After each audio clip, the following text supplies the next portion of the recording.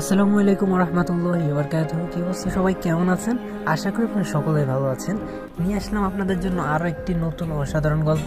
আমাদের আজকের গল্পের নাম হলো কি ছিল আমার অপরাধ। তো চলুন আর বেশি দেরি না করে এখনই শুরু করে দেওয়া যাক আমাদের আজকের ভিডিও। হেডফোন নিতে ভাইয়ের রুমের দরজাটা খোলা মাত্রই দুটি নগ্ন দেহ অন্তরঙ্গ অবস্থায় দেখতে পেলাম। সে আর কেউ নয়, আমার বড় ভাই আর আমার মামাতো বোন লাবণ্য, যাকে আমি 2 বছর ধরে ভালোবাসি। লাবণ্যও আমাকে ভালোবাসে, কিন্তু কখনো এই অবস্থা দেখতে পাবো তা স্বপ্নেও ভাবিনি। আমাকে দেখে ভাইয়া ও লাবণ্য কাপড় পরা শুরু করে দিয়েছে। লজ্জায় কেউ কোনো কথা বলছে না। হয়তো আমি এখানে আসবো তা আশা করেনি। তখন আমি বললাম, ছি ভাইয়া ছি, তোমাকে আমার ভাইয়া বলতে ঘৃণা হচ্ছে। তুমি কি করে এটা করতে পারলে? লজ্জা করলো না? ভাবি থাকা সত্ত্বেও এমন একটা কাজ করলে। লাবণ্য, তোমাকেও বা কি বলবো, ঘৃণা হচ্ছে নিজেকে নিয়ে, ছি। দুজনে মাথা নিচু করে রেখেছে। এমন সময় লাবণ্য বলে উঠলো, সাজিদ প্লিজ কাউকে বলো না, প্লিজ তোমার পায়ে পড়ি। সাজিদ তখন বলে উঠলো, ছি, তোমার নোংরা মুখে আমার নাম কখনো উচ্চারণ করবে না। তারপর কান্না করতে করতে চলে আসলাম নিজের রুমে। নিজের চোখকে বিশ্বাস করতে পারছি না, লাবণ্য কেন এমন করলো। আমি ওর সাথে শারীরিক সম্পর্ক করতে চাইলাম না বলে ও আমার ভাইয়ের সাথে এমনটা করবে। সারা রাত কান্না করে কাটিয়ে দিলাম। বাসার কাউকে বা কিভাবে এই কথা বলবো, কি করে যে ভাবির সংসারটা ভেঙে যাবে। ভাবি তো এখন বাপের বাড়ি আছে। সব ভেবে ডিসিশন নিলাম বাসা থেকে দূরে কোথাও চলে যাব। তাই জমানো মাটির ব্যাংকটা ভাঙলাম। ওইখানে 1336 টাকা ছিল। ব্যাগে কিছু কাপড় ও জমানো টাকা নিয়ে বের হয়ে দেখি বাসার সবাই সামনে। আমাকে দেখে আম্মু বলল, সাজিদ সকালবেলা কোথায় যাচ্ছিস? আমি তখন আম্মুকে বললাম, মা আমি দূরে কোথাও চলে যাচ্ছি, হয়তো আর ফিরবো না। ঠিক তখনই লাবণ্য এসে বলল, কই যাবে তুমি আমাকে ছেড়ে? বিয়ে করা ভয়ে পালাচ্ছ? সাজিদ তখন বলে উঠল, তোর মতো নোংরা মেয়েকে বিয়ে করব আমি কি করে ভাবলি তুই? লাবণ্য তখন বলল, আমার সাথে রাত কাটানোর আগে মনে ছিল না? কথাটা শুনে আম্মু আমার গালে সাথে সাথে একটা থাপ্পড় লাগিয়ে দিল। আম্মু তখন আমাকে বলল, তোকে আমার ছেলে ভাবতে ঘৃণা হচ্ছে। এদিকে ভাইয়া এসে আমাকে ইচ্ছা মতো লাঠি দিয়ে ফেটানো শুরু করলো। এমন সময় ভাবি ওদের বাসা থেকে চলে আসছে। আমায় এমন মারতে দেখে এগিয়ে আসলো ভাইয়াকে আটকাতে। চোখ দিয়ে অঝরে বৃষ্টির মতো কান্না পড়ছে আমার। নিজের ভাইয়ের অপরাধ ঢাকতে এভাবে মারছে আমাকে। আমাকে নিয়ে গিয়ে একটা রুমে আটকে রাখা হলো। নিজের গর্ভধারিণী মাও আমাকে চিনতে পারলো না। 1 বছর আগে ভাইয়া যখন অ্যাক্সিডেন্ট করেছিল, যখন রক্তের প্রয়োজন ছিল, তখন আমি তো 2 ব্যাগ রক্ত দিয়েছিলাম। আমার রক্ত দিয়ে ভাইয়াকে বাঁচিয়েছিলাম। আজ কি করে ভাইয়া পারলো আমার শরীরে এভাবে রক্তাক্ত আঘাত করতে? এসব ভেবে 2 চোখে যেন অশ্রু বাঁধা মানছে না। লাবণ্যের সাথে আমার প্রেম আছে, এটা বাসার সবাই জানে। ঠিক তখনই আম্মু এসে আমাকে পাঞ্জাবি পায়জামা দিয়ে বলল, তোর সাথে জান্নাতের আজকেই বিয়ে, রেডি হয়ে নে। আর হ্যাঁ, যদি বিয়ে না করিস তাহলে আমার মরা মুখ দেখবি। মাকে আমি কিভাবে বলি আমি লাবণ্যকে 2 বছর আগে ভালোবেসেছিলাম, কিন্তু আমি তাকে স্পর্শও করিনি। সে কি করে ভাইয়ের সাথে বিছানায় গেল?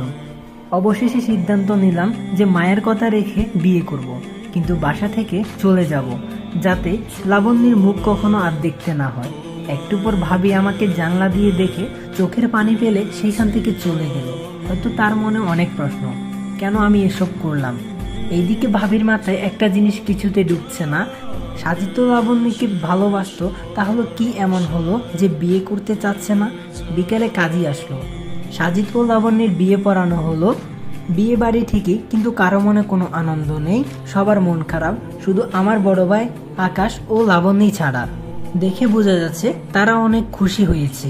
এদিকে আমার পায়ে ও হাতে প্রচণ্ড পরিমাণ ব্যথা করছে। তাও কষ্ট করে একটা চিঠি লিখলাম, প্রিয় মা, মা আমি তোমার কথা রেখেছি। আমি লাবণ্যকে বিয়ে করেছি। জানো মা, আমি তোমার মরামুখ সহ্য করতে পারবো না। মা আমি তোমাকে অনেক ভালোবাসি। আমার বাবা অনেক আগে পরপারে চলে গিয়েছে। সে থাকলে হয়তো আমাকে আরও মারতো, কিন্তু তুমি আমাকে মারোনি মা। আমি জানি মা, তুমি আমাকে অনেক ভালোবাসো। অনেক কষ্ট পেয়েছো জানি, কিন্তু আমি তোমাকে কষ্ট দিতে চাইনি। হয়তো একদিন আজকের থেকে বেশি কষ্ট পাবে, যেদিন তুমি আমার চলে যাওয়ার কারণটা জানবে। একটা জিনিস ভেবে খুবই কষ্ট পেয়েছি মা, তুমিও আমাকে বুঝলে না। আমি অনেক দূরে চলে গেলাম মা, নিজের খেয়াল রেখো। এটি তোমার কলিজার টুকরা। এই বলে চিঠিটা রেখে বাসার দেয়াল টপকে বাহিরে চলে আসলাম। চলছে দূর অজানার সামনে রেল স্টেশন। ট্রেন আসার আওয়াজ পেয়ে স্টেশনে এসে বসে আছি। তারপর ট্রেন আসলে ট্রেনে উঠে বসে পড়ি। জানি না কোথায় যাব। একটা সিটে বসতেই পায়ে কি যেন লাগলো। তাকিয়ে দেখি একটা লাগেজ, কিন্তু লাগেজটা কার? এই সিটে তো কেউই ছিল না। আমি আমার মতো করে বসে আছি, জানলা দিয়ে সবুজ প্রাকৃতি দেখছি। পরের স্টেশনে আসতেই আশেপাশের সিটে সবাই নেমে গেল, কিন্তু লাগেজটা কেউই নিল না। মনে হয় কেউ ছেড়ে চলে গেছে।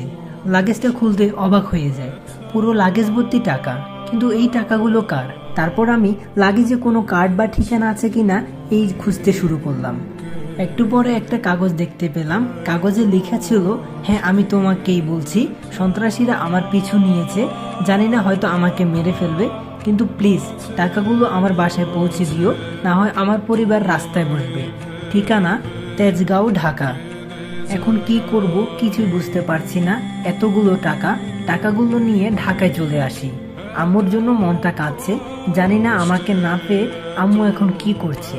কাগজের লেখা ওই ঠিকানা অনুযায়ী একটা সিএনজি করে যাচ্ছি, আর মনে মনে শুধু আম্মুর কথা ভাবছি।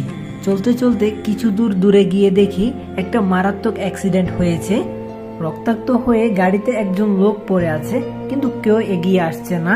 সিএনজিটাকে থামিয়ে দৌড়ে গিয়ে গাড়িটির কাছে গিয়ে লোকটাকে বের করলাম। অনেক জায়গায় আঘাত পেয়েছে, মাথাও ফেটে গিয়েছে, পায়েও ক্ষতের সৃষ্টি হয়েছে, রক্ত বের হচ্ছে। সিএনজি চালক লোকটাকে বললাম, ভাইয়া একটু এদিকে আসেন, লোকটাকে নিয়ে হাসপাতালে যেতে হবে, বেশিক্ষণ এইভাবে থাকলে লোকটা মারা যাবে।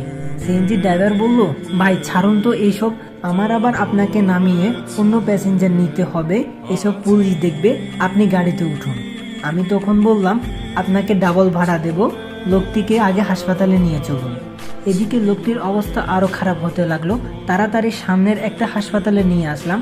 ডাক্তার লোকটি কেবিনে নিয়ে আমাকে বলল, পেশেন্টের অবস্থা খুবই খারাপ, ইমার্জেন্সি অপারেশন করতে হবে, আপনি ওনার কে হন? আমি তখন বললাম, আমি ওনার ছেলে।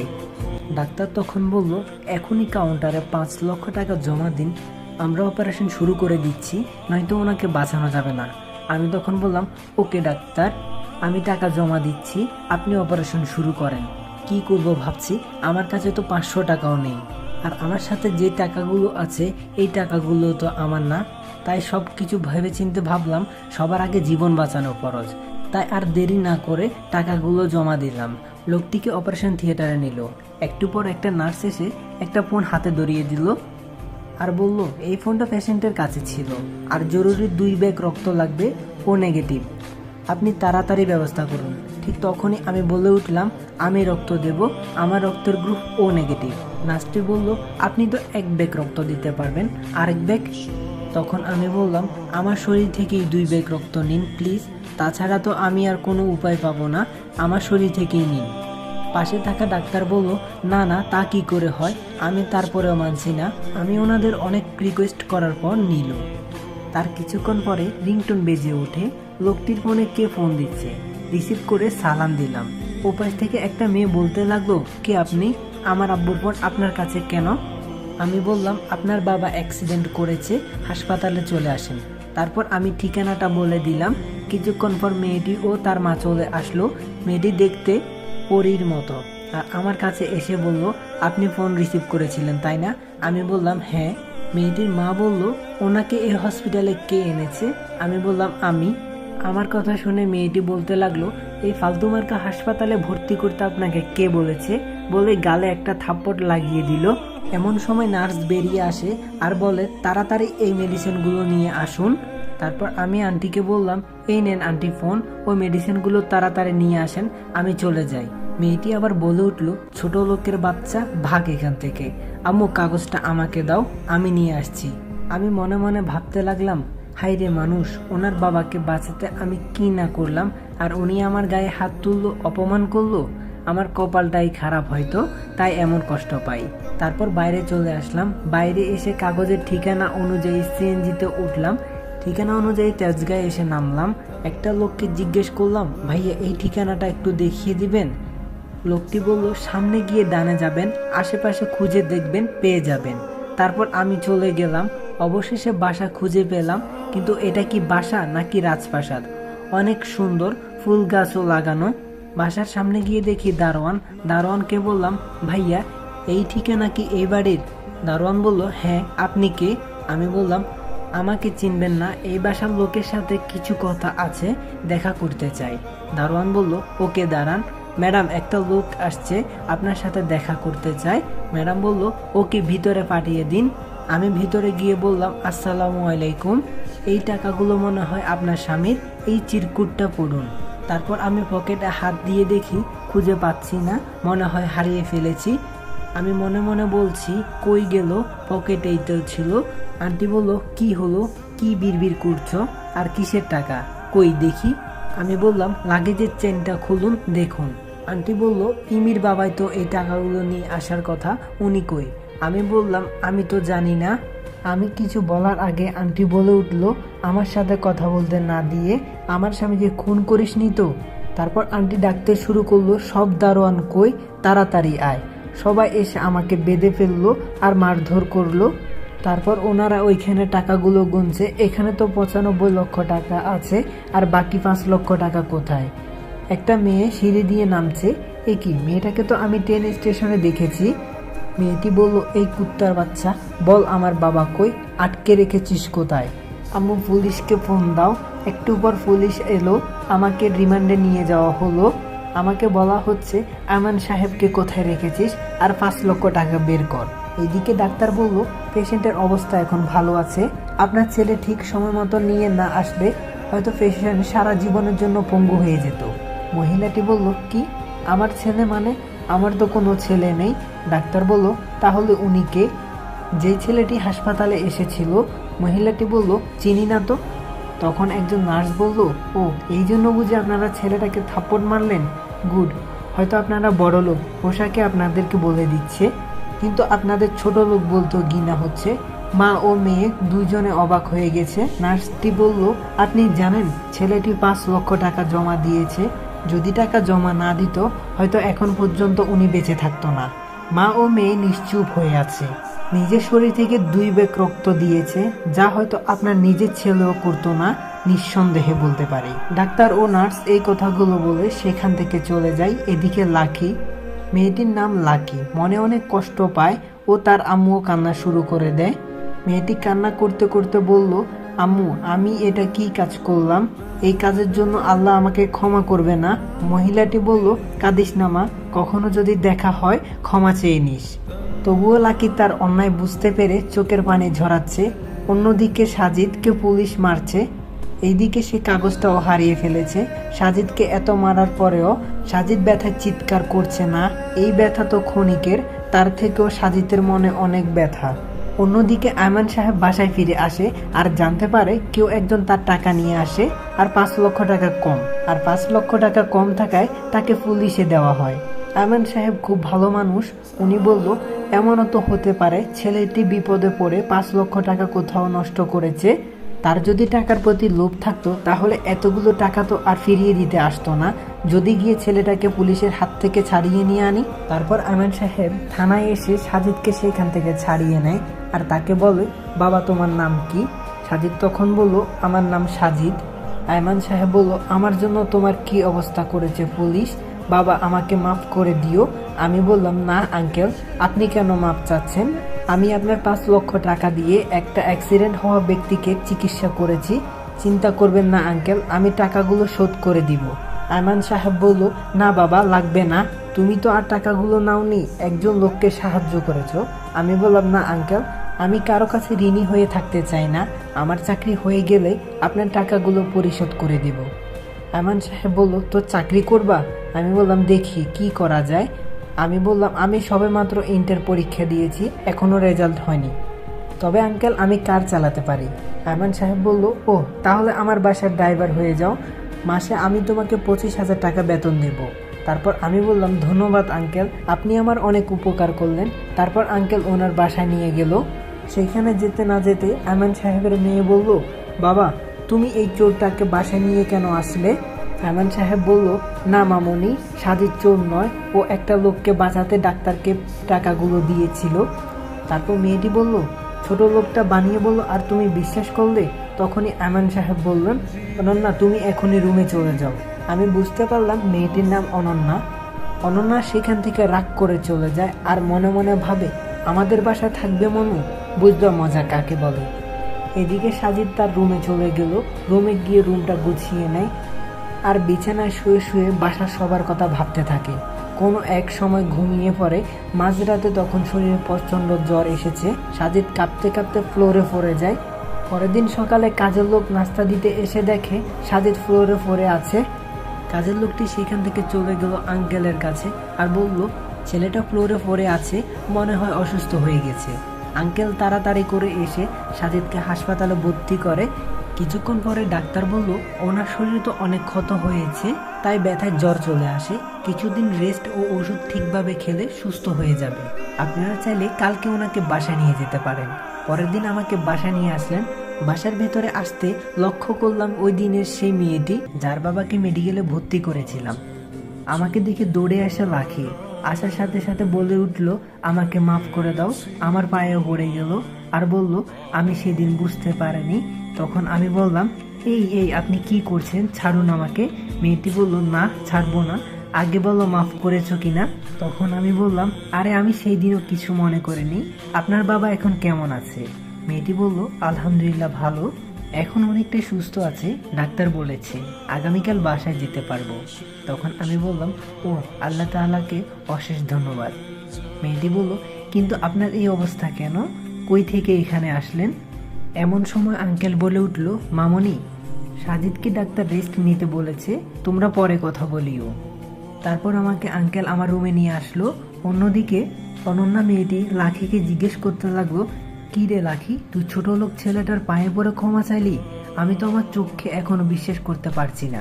লাখি তখন বলল, তুই তো জানিস আমার বাবা অ্যাক্সিডেন্ট করেছে, এখন হাসপাতালে। অনন্যা বলল, আঙ্কেল এখন কেমন আছে?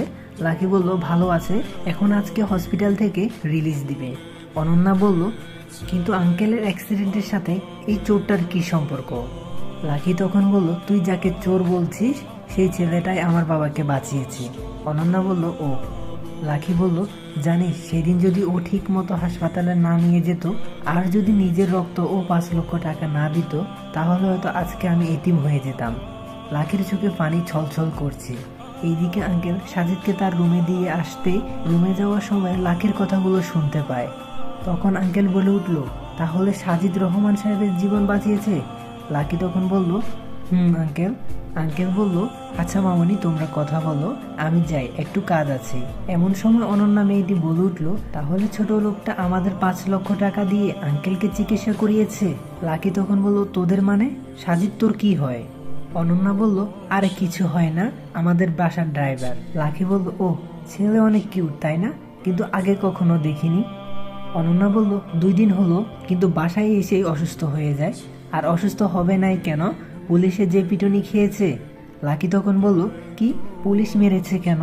অনন্যা বলল, মানে ওই 5 লক্ষ টাকার জন্য আমরা ওকে পুলিশে দিয়েছিলাম। কথাটা শুনে লাকি যেন কান্না করে দিবে এমন ভাব। অনন্যা বলে উঠল, ভেবেছিলাম পুলিশ শালায় হাড্ডি গুড্ডি ভেঙে দেবে, কিন্তু তেমন কিছু করেনি ছোট লোকটাকে। কথাটা শুনে লাকি বলে উঠল, চুপ কর তুই, আর আমার সাথে কথা বলবি না। লাকি কাঁদতে কাঁদতে বাসায় চলে যায়। অনন্যা ও লাকি দুজন বান্ধবী একই কলেজে পড়ে। বাসায় এসে ভাবতে থাকে, ছেলেটা আমার বাবার জন্য কত কষ্ট পেল। বিকালে লাকির বাবা রহমান সাহেবকে বাসায় নিয়ে আসে। লাকি সাজিদের সম্পর্কে সব কিছু বলে। সব কিছু শুনে রহমান সাহেব কান্না করে ফেলে। লাকির বাবা বলল, ছেলেটাকে দেখতে খুব ইচ্ছে করছে। লাকি বলল, ওকে আব্বু, কালকে তোমাকে অনন্যাদের বাসায় নিয়ে যাব। অন্যদিকে সাজিদ তার আম্মুর কথা ভাবছে আর মনে মনে বলছে, জানি না আম্মু কেমন আছে। আমি জানি আম্মু ভালো নেই, আমাকে ছাড়া আম্মু কি করে ভালো থাকে। অনেক ভালোবাসি মা তোমায়। আম্মুর সাথে কথা বলতে খুব ইচ্ছে করছে, তাই ভাবছি আজকে আম্মুকে একবার কল করব। সন্ধ্যায় অনন্যা আমার রুমে আসলো, কি যেন দেখে চলে গেল। কিছুক্ষণ পর আঙ্কেল আসলো আমার রুমে আর আমাকে বলল, সাজিদ এখন কেমন লাগছে? আমি বললাম, অনেকটাই ভালো আছি আঙ্কেল। আঙ্কেল বলল, ওহ গুড, খেয়েছো? আমি বললাম, আঙ্কেল। তারপর আমি বলে উঠলাম, আঙ্কেল আমার একটা ফোন লাগতো, 5 মিনিট কথা বলতাম। আঙ্কেল বলল, ওকে, আমি পাঠিয়ে দিচ্ছি। আঙ্কেল অনেক ভালো, তাই আমার খোঁজ খবর নেয়, কিন্তু আন্টি একবারও আমার সামনে আসলো না। আমার উপর কি তার মন খারাপ? বাসায় নেই হয়তো। এদিকে আঙ্কেল অনন্যার কাছে গিয়ে বলল, মামুনি ফোনটা সাজিদের রুমে দিয়ে আসতো। ঠিক আছে বাবা, দাও। আর মনে মনে বলছে, ছোট লোকটা আবার কার সাথে কথা বলবে দেখি তো। তারপর সাজিদের রুমে আসলো আর বলল, এই যে মিস্টার, আপনার ফোন। সাজিদ ফোনটা হাতে নেয়। অনন্যা গিয়ে দরজায় আড়ি পেতে থাকে। দেখি তো ছোট লোকটা কার সাথে কথা বলে। সাজিদ আম্মুর নাম্বারে কল করে আর ওপাশ থেকে বলতে শুরু করলো হ্যালো। সাজিদ বুঝতে পারলো এটা ভাইয়ার কণ্ঠ, তাই ফোনটা তুলে কথা বলছে না, তাই ফোনটা কেটে দিলাম। মনটা খারাপ হয়ে গেল। দেখি তো আমার চাচাতো ভাই আরাফাতকে কল দেওয়া মাত্র কল ধরলো, বললো আসসালামু আলাইকুম। আমি বললাম ওয়ালাইকুম আসসালাম। আরাফাত, আমি সাজিদ বলছি। আরাফাত বলল ও ভাইয়া কই তুমি? তোমার বিয়ের কথা শুনে বাসায় আসলাম, এগুলো কি শুনছি আমি। সাজিদ বলল থাক এসব বাদ দে, আম্মু কেমন আছে রে? আরাফাত বলল বড় আম্মু ভালো নেই ভাইয়া, তুমি যাওয়ার পর থেকে ঠিক মতো খায় না, তোমার চিন্তায় অসুস্থ হয়ে পড়ে। সাজিদ বলল কি বলিস? কথাটা শুনে মনে হলো বুকের ভেতর মোচড় দিয়ে উঠলো। আরাফাত বলল ভাইয়া তুমি বাসায় ফিরে আসো। সাজিদ বলল না রে, কি করে যে বাসায় যাব বল, এই কলঙ্ক নিয়ে যেতে চাই না। আর আমি যে তোরে ফোন দিয়েছি কাউকে বলিস না প্লিজ, আর মায়ের দিকে একটু খেয়াল রাখিস।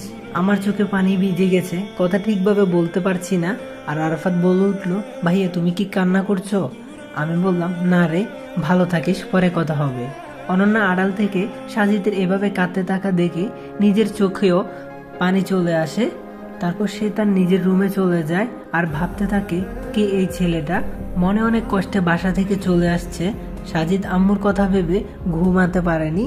পরের দিন সকালে লাকি ও রহমান সাহেব সাজিদকে দেখতে আসে। সাজিদের রুমে যেতে দেখে সাজিদ আগে থেকে কান্না করছে, চোখ মুখও ফুলে গিয়েছে। সাথে দেখি অনন্যা মেয়েটিও আছে। আর আমার কাছে এসে আয়মান সাহেব বলল কি হয়েছে তোমার, কান্না করছো কেন? আমি বললাম না আঙ্কেল আমার কিছু হয়নি, আম্মুর কথা মনে পড়ছে অনেক। আয়মান সাহেব বলল কি হয়েছে তোমার মায়ের, আর এভাবে কেউ কাঁদে? আমি তখন মনে মনে বললাম আমার সাথে যা হয়েছে তা আপনাদের কিভাবে বলি, যেখানে আমার আপন জনেরা আমাকে ভুল বুঝলো। আমার চুপ করে থাকা দেখে আমান সাহেব বলল কি হলো, চুপ করে আছো কেন?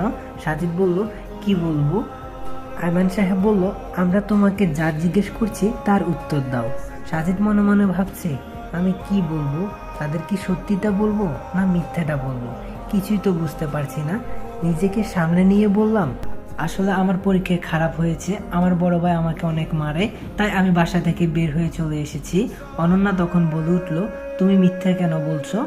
অনন্যার কথা শুনে আমি কিছুটা ঘাবড়ে গেলাম, তবুও বললাম কই আমি কি মিথ্যা কথা বললাম? অনন্যা তখন বলল তো তাহলে তোতলাচ্ছ কেন? সাজিদ কিছু না বলে নিচের দিকে তাকিয়ে আছে। অনন্যা বলল উত্তর দাও না কেন? আর কালকে রাত্রে কার সাথে কথা বলেছিলে, কিসের বা আপদ নিয়ে বাড়ি থেকে বের হয়ে এসেছো? আমি তো অনন্যার দিকে তাকিয়ে এক দৃষ্টিতে তাকিয়ে আছি, আর ভাবতে থাকি কিভাবে জানলো না ওদেরকে মিথ্যা বলা যাবে না, সত্যটা বলতে হবে। আমি না হয় ওদের সাথে আমার ঘটনাগুলো শেয়ার করতে পারি আর নিজের কষ্টটা অনেকটা হালকা করতে পারি। তাই আমি ওদের সব কিছু বললাম, বাসা থেকে শুরু করে এখানে আসা পর্যন্ত। বলার পরে খেয়াল করলাম ওনাদের চোখে পানি, তাই আমি আবারও নিচের দিকে তাকালাম। আয়মান সাহেব বলে উঠলো সকলে নিচে চলো।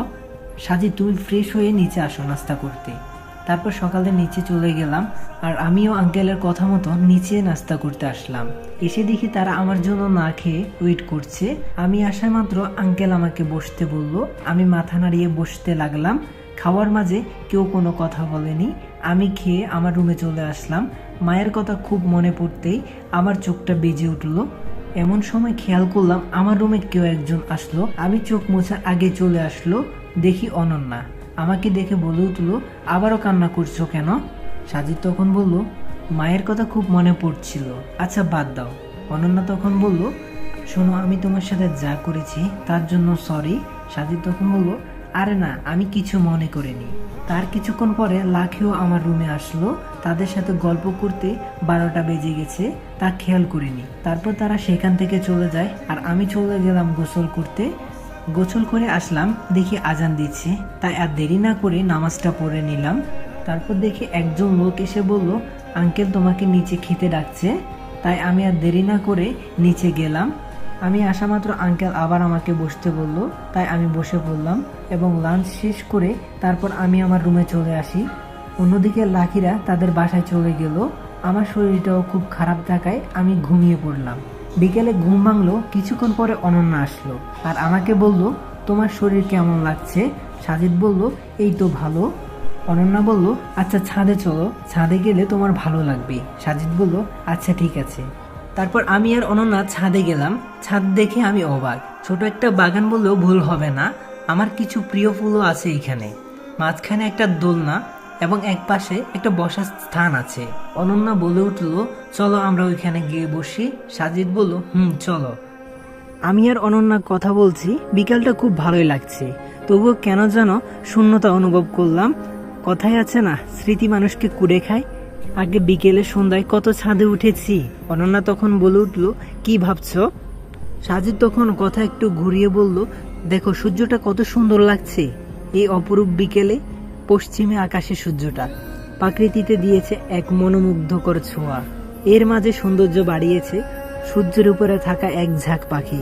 অনন্যার সাথে আরো কিছুক্ষণ গল্প করলাম। তখন অনন্যা বলল, নিচে চলো, সন্ধ্যা হয়ে গেছে। দেখতে দেখতে 1 সপ্তাহ চলে গেল। এই কয়দিনে আমি অনেকটাই সুস্থ হয়ে গেলাম এবং অনন্যার সাথে অনেকটাই ফ্রি হয়ে গিয়েছি। 1 সপ্তাহ পরে আঙ্কেল বলল, তোমাকে অনন্যার সাথে একই কলেজে ভর্তি করে দিব।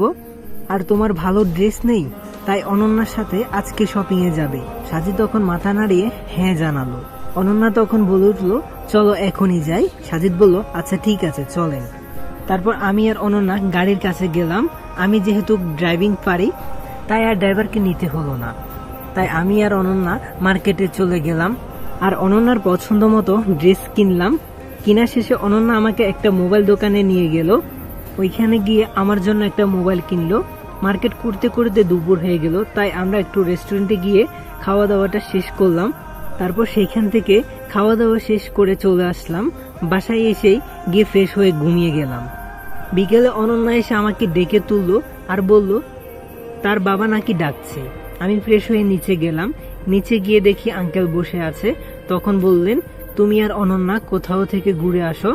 সাজিদ মনে মনে ভাবতে থাকে, হঠাৎ এটা কেন বললো।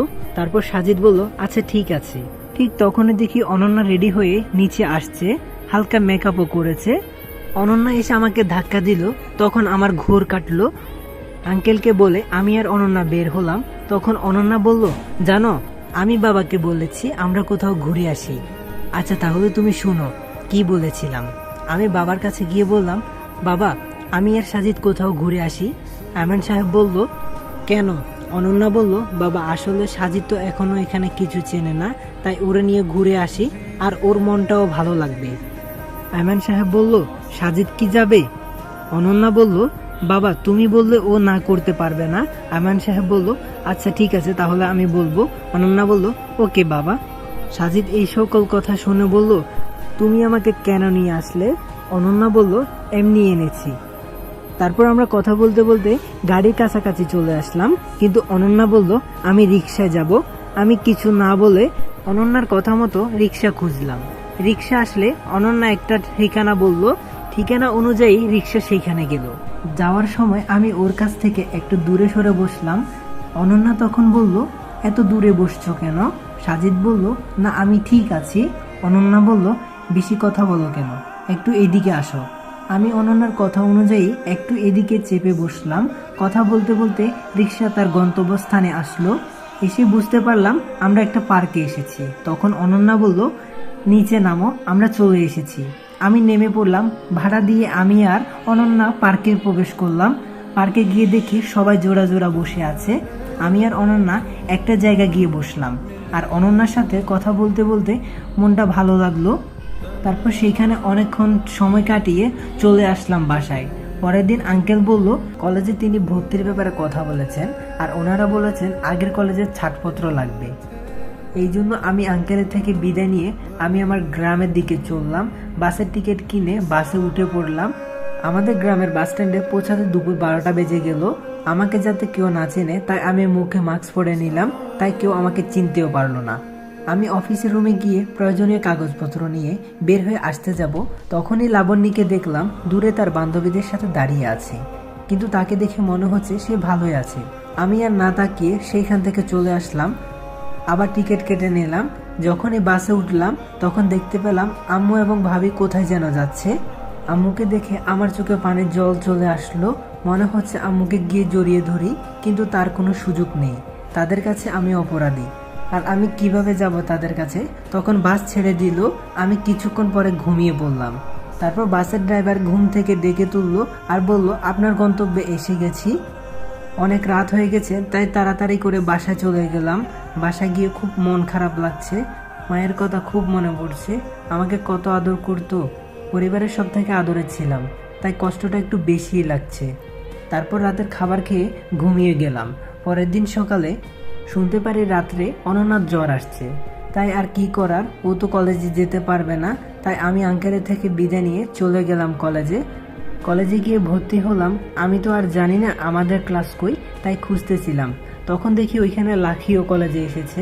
আমি ওর কাছে গেলাম আর বললাম, কেমন আছো? লাকি বলল, আমি ভালো আছি। অনন্যা কই? ওকে তো দেখছি না। সাজিদ বলল, আর ওর শরীর খারাপ, তাই আজকে আসেনি। লাকি বলল, কি হয়েছে ওর? সাজিদ বলল, হালকা জ্বর আসছে। লাকি বলল, ও আচ্ছা। সাজিদ তখন বলল, আমাদের ক্লাসরুম কই? আমি তো খুঁজে পাচ্ছি না। লাকি বলল, আমার সাথে চলো। তারপর আমি আর লাকি ক্লাসরুমে চলে গেলাম। লাকি ওর জায়গায় চলে গেল আর আমি পেছনে একটা সিটে গিয়ে বসলাম। কিছুক্ষণ পরে একজন ছেলে এসে আমার পাশে বসলো আর আমাকে বলল, আমি রাহাত, তোমার নাম কি? তখন আমি বললাম, আমার নাম সাজিদ। রাহাত বলল, আমরা কি বন্ধু হতে পারি?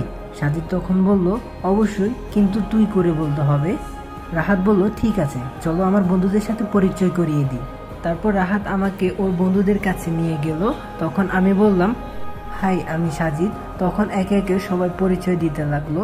আমি মেহেদি, আমি হাসিব, আমি সারা আর আমি রিতা। ওদের সাথে কথা বলতে বলতে ক্লাসের ঘন্টা বাজলো, তাই আমরা ক্লাসে চলে গেলাম। যথারীতি মতো ক্লাস করে লাকি সহ সবাইকে বিদায় দিয়ে বাসার পথে পা বাড়ালাম। বাসা 10 মিনিটের পর তাই হেঁটে আসছিলাম। তখন দেখলাম একজন লোক অ্যাক্সিডেন্ট করে পড়ে আছে, কিন্তু বরাবরের মতো এখনও দেখি কেউ এগিয়ে আসছে না। কিন্তু আমার এসব সহ্য হয় না। মানুষের বিপদ দেখলে আমি অবশ্য এগিয়ে যাব। হাসপাতালে নেওয়ার লোক নেই। এদেশের মানুষ শুধু অন্যের বিপদ দেখতে পারে, সাহায্য করতে পারে না। তারপর আমি সিএনজি দাঁড় করিয়ে লোকটিকে সিএনজিতে তুললাম। তাড়াতাড়ি করে হাসপাতালে নিয়ে গেলাম। ওনার জ্ঞান ছিল না, তাই আমি নার্সকে ডেকে একটা বেডে শুয়ে দিলাম আর ডাক্তার এসে ওনাকে ইমার্জেন্সিতে নিয়ে গেল। আর আমার কাছে ওনার মোবাইলটা আমাকে দিয়ে বলল 2 লক্ষ টাকা জমা দিতে, কিন্তু আমার কাছে তো এত টাকা নেই, কি করব বুঝতেছি না। তখনই দেখলাম ওনার মোবাইলে একটা নাম্বার থেকে কল আসছে। তখনই আমি ফোনটা রিসিভ করলাম। মেয়েলি কণ্ঠ, মনে হয় ওনার স্ত্রী হবে। তাই আমি সব ঘটনা বললাম এবং ঠিকানা অনুযায়ী আসতে বললাম। 20 মিনিট পরে মহিলাটি আসলো। আমি ওনাকে বললাম যে ডাক্তারের টাকা জমা দিতে বলেছে, কিন্তু আমার কাছে এত টাকা নেই। তখন উনি কার্ড থেকে টাকা পে করলেন। আচ্ছা, আপনাদেরকে ওনাদের পরিচয় দিয়ে নিই। যিনি অ্যাক্সিডেন্ট করেছেন তিনি হলেন এই দেশের টপ ব্যবসায়ী রায়হান চৌধুরী, আর মহিলাটি হলেন ইয়াসমিন চৌধুরী। আর ওনাদের 5 বছরের একটা বাচ্চা আছে, তার নাম মাহি। পরিচয় পূর্ব শেষ হলে চলেন আবার গল্পে ফিরে যাই। ইয়াসমিন চৌধুরী কান্না করেছিলেন। তার কিছুক্ষণ পর ডাক্তার আসলেন এবং বললেন রোগীকে ঠিক সময় আনার জন্য বেঁচে গেছেন। ইয়াসমিন চৌধুরী বলল, আমরা কি ওনার সাথে দেখা করতে পারি? ডাক্তার বলল, বেডে শিফট করার পরে দেখা করতে পারবেন। ইয়াসমিন চৌধুরী বলল, ধন্যবাদ ডাক্তার। ডাক্তার তখন বলল, ধন্যবাদ উপরওয়ালাকে দিন, আমি তো উছিলা মাত্র।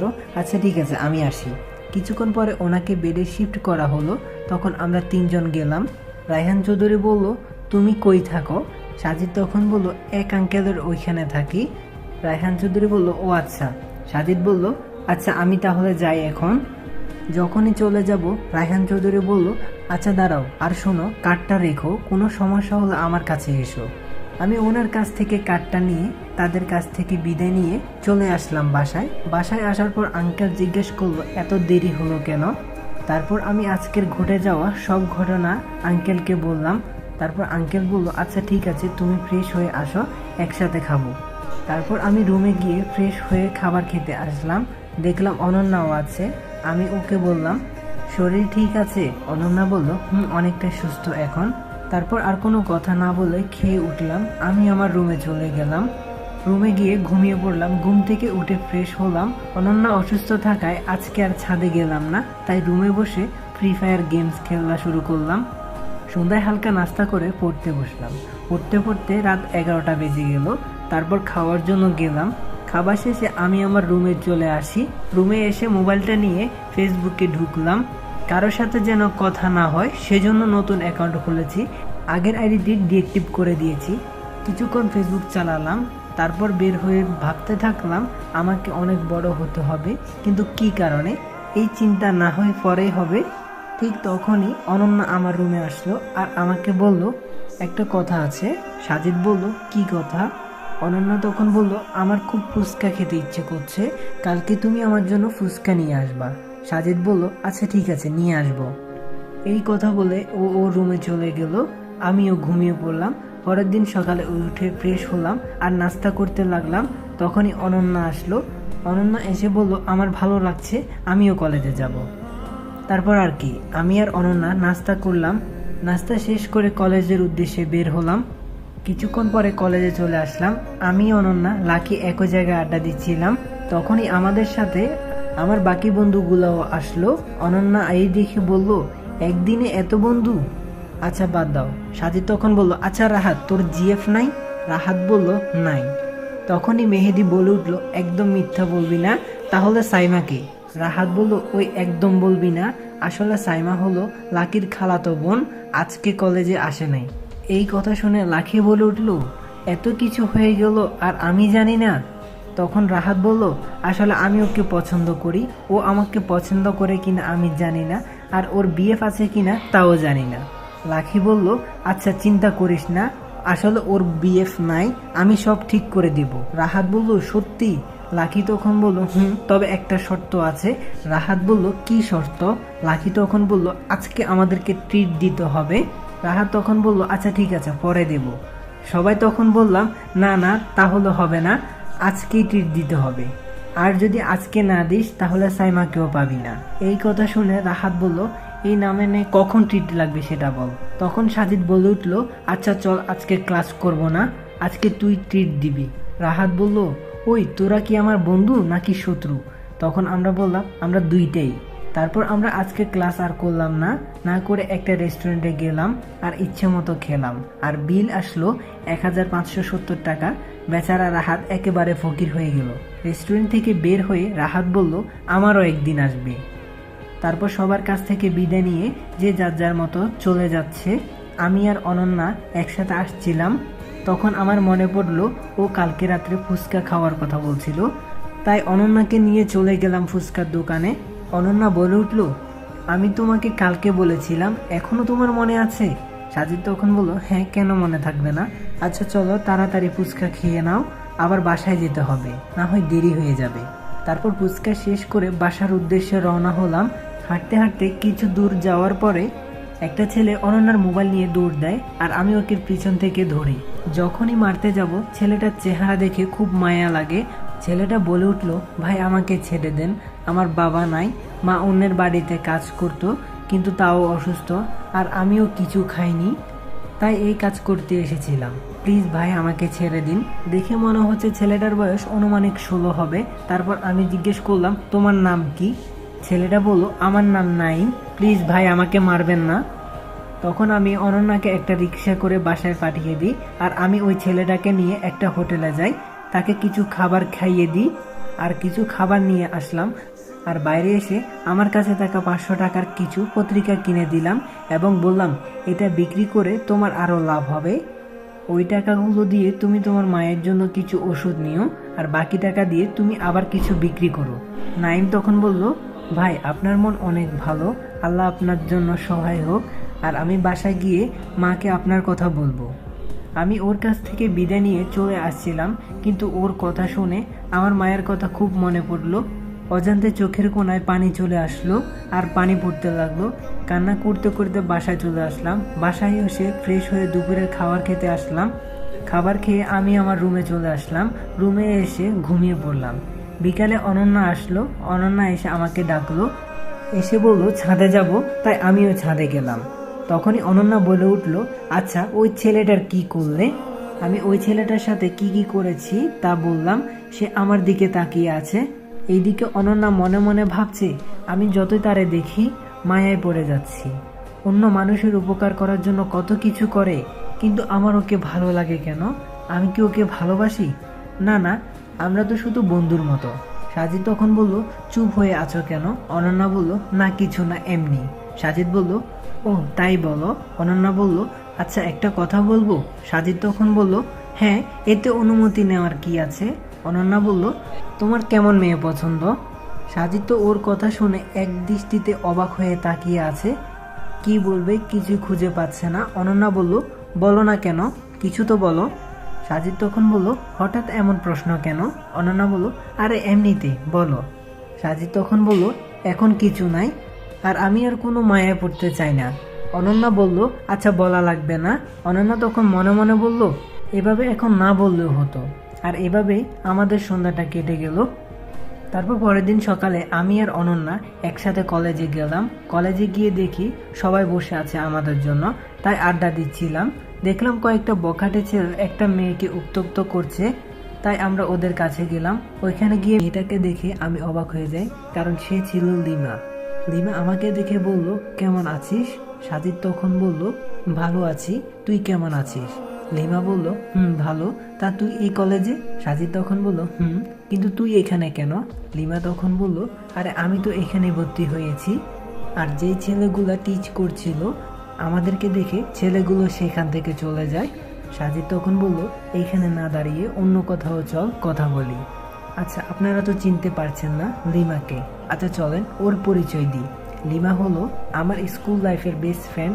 এসএসসির পরে ওর বাবার অন্য জায়গায় পোস্টিং হয় এবং ওরা সপরিবারে সেইখান থেকে চলে যায়।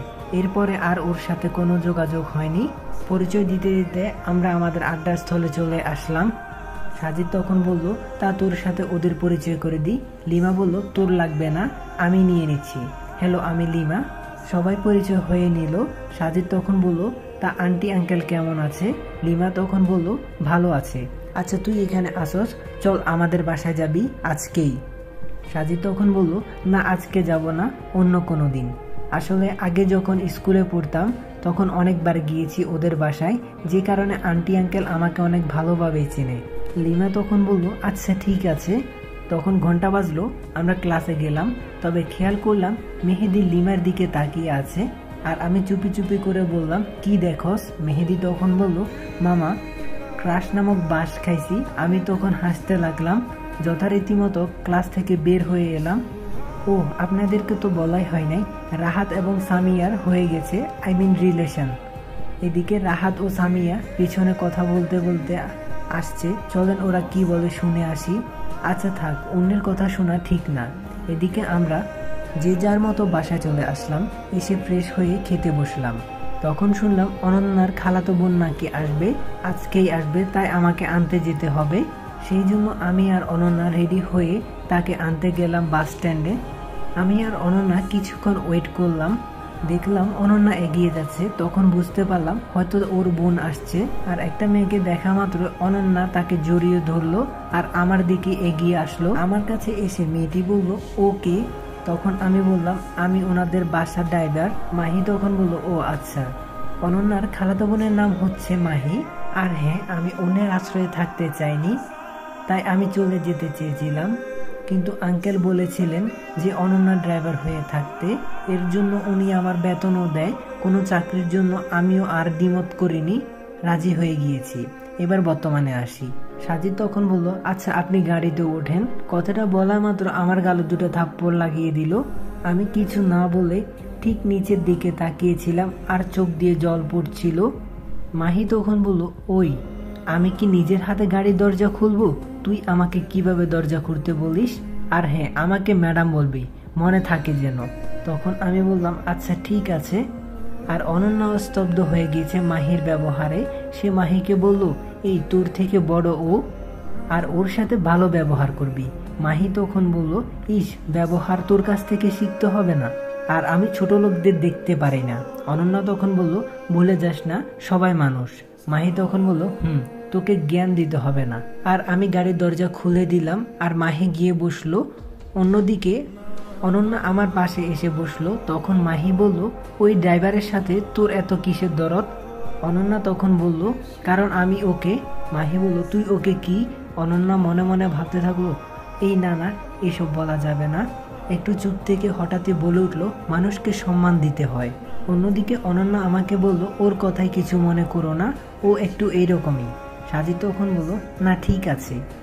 আর কেউ কোনো কথা বললাম না। প্রায় 30 মিনিট পরে আমরা বাসায় চলে আসলাম, আর গাড়ি থেকে নেমে গাড়ির পিছনের দরজা খুলে দিলাম। মাহি নেমে গেল, আর আমি ওর জিনিসপত্র নিয়ে ওর রুমে গেলাম। রুমে ওর জিনিসপত্র রেখে আমি আমার রুমে চলে আসলাম, এসে ফ্রেশ হলাম। বিকেলে আমি ছাদে গেলাম, গিয়ে দেখি অনন্যা আর মাহি দুজনেই আছে। আমি চলে আসবো এমন সময় পিছন থেকে ডাক দিল মাহি, আর বলল, এই ড্রাইভার, এদিকে আয়। আমি ওদের কাছে গেলাম। মাহি তখন বলল, তুই এইখানে কেন? তখন আমি বললাম, আপনারা এখানে আছেন আমি তা জানতাম না, না হলে আমি আর আসতাম না। মাহি তখন বলল, নেক্সট টাইম যেন আর কখনো এমন না হয়। তখন আমি বললাম, আচ্ছা আর হবে না। ঠিক তখনই অনন্যা বলে উঠল, ও আসবে না মানে কি? ও এইখানে আসবে, তাতে কোনো সমস্যা নেই। সাজিদ আর সেখানে কোনো কথা না বাড়িয়ে সেইখান থেকে চলে আসে। আর এসে ভাবতে থাকলাম, আমাদেরও তো অনেক জমি আছে, তা তো এদের থেকেও অনেক বেশি। আর মাহি আমাকে এত অপমান করছে, সবই আমার কপাল, কিছুই করার নেই। কিছুক্ষণ পরে সন্ধ্যা হয়ে গেল, তাই আমি নামাজ পড়ে পড়তে বসলাম। রাত্রে আঙ্কেল অফিস থেকে এসে ফ্রেশ হয়ে খাবার খেতে বসলো এবং আমাকে ডেকে পাঠালো। আর আমি আসার পরে মাহি বলল, এই ড্রাইভার আমাদের সাথে খেতে বসবে? ঠিক তখনই আঙ্কেল বলে উঠল, ও তোমার থেকে বড়, সম্মান দিয়ে কথা বলবে। মাহি তখন বলল, আচ্ছা ঠিক আছে। মাহি তখন মনে মনে বলল, তোর জন্য আমাকে অপমান করলো, আমি তোকে ছাড়বো না, আর আমি তোকে এই বাড়ি থেকে তাড়িয়েই ছাড়বো। এভাবে 1 সপ্তাহ কেটে গেল, কিন্তু মাহি আমাকে সহ্য করতে পারে না। আর অপরদিকে অনন্যা আমার দিকে অনেকটা দুর্বল হয়ে পড়েছে। পরের দিন কলেজে যাচ্ছিলাম। অনন্যা তখন বলল, আজকে কলেজের ছুটির পর এক জায়গায় যাব। ওর সাথে কথা বলতে বলতে কলেজে চলে আসলাম। যথারীতি মতো প্রতিদিনের মতো আজকে আড্ডা করা হলো না। আমি লিমাকে বললাম, শুন, তোর কি বয়ফ্রেন্ড আছে? লিমা তখন বলল, না নেই, কেন? তখন আমি বললাম, তাহলে তো ভালোই হলো। আর হ্যাঁ, মেহেদি তোকে লাইক করে, তোর কি ওকে ভালো লাগে? লিমা তখন বলল, করা যায়, খারাপ না। আচ্ছা তুই ওকে বলে দিস, আমি রাজি। তারপর ঘন্টা পড়লো, আমরা ক্লাসে চলে গেলাম। আর অনন্যা আমাকে দেখে বলল, ওর সাথে কি কথা বলছিলে? আমি তখন বললাম, একটু ওয়েট করো, জানতে পারবে। অনন্যা একটু অবাক হয়ে যায়, কিন্তু আমি তাকে তাও কিছু বলিনি। আমরা ক্লাস করার পর সবাই বের হতে আমি তখন বলে উঠলাম, আজকে কেউ যাবি না, মেহেদি ট্রিট দিবে। আমার কথা শুনে সবাই খুশি, কিন্তু কেউ জানে না কি কারণে ট্রিট দিবে, এমনকি মেহেদিও জানে না। মেহেদি তখন বলে উঠল, কি কারণে আমি ট্রিট দিব? সবাই বলল, কি কারণ? তখন আমি বললাম, আরে মামা, লিমা রাজি হয়ে গিয়েছে। তখন সবাই এক দৃষ্টিতে তাকিয়ে আছে আমার দিকে, আর দেখলাম লিমা লজ্জায় নিচের দিকে তাকিয়ে আছে। তখন আমি বললাম, আরে এভাবে তাকিয়ে থাকবি নাকি, ট্রিট নিবি?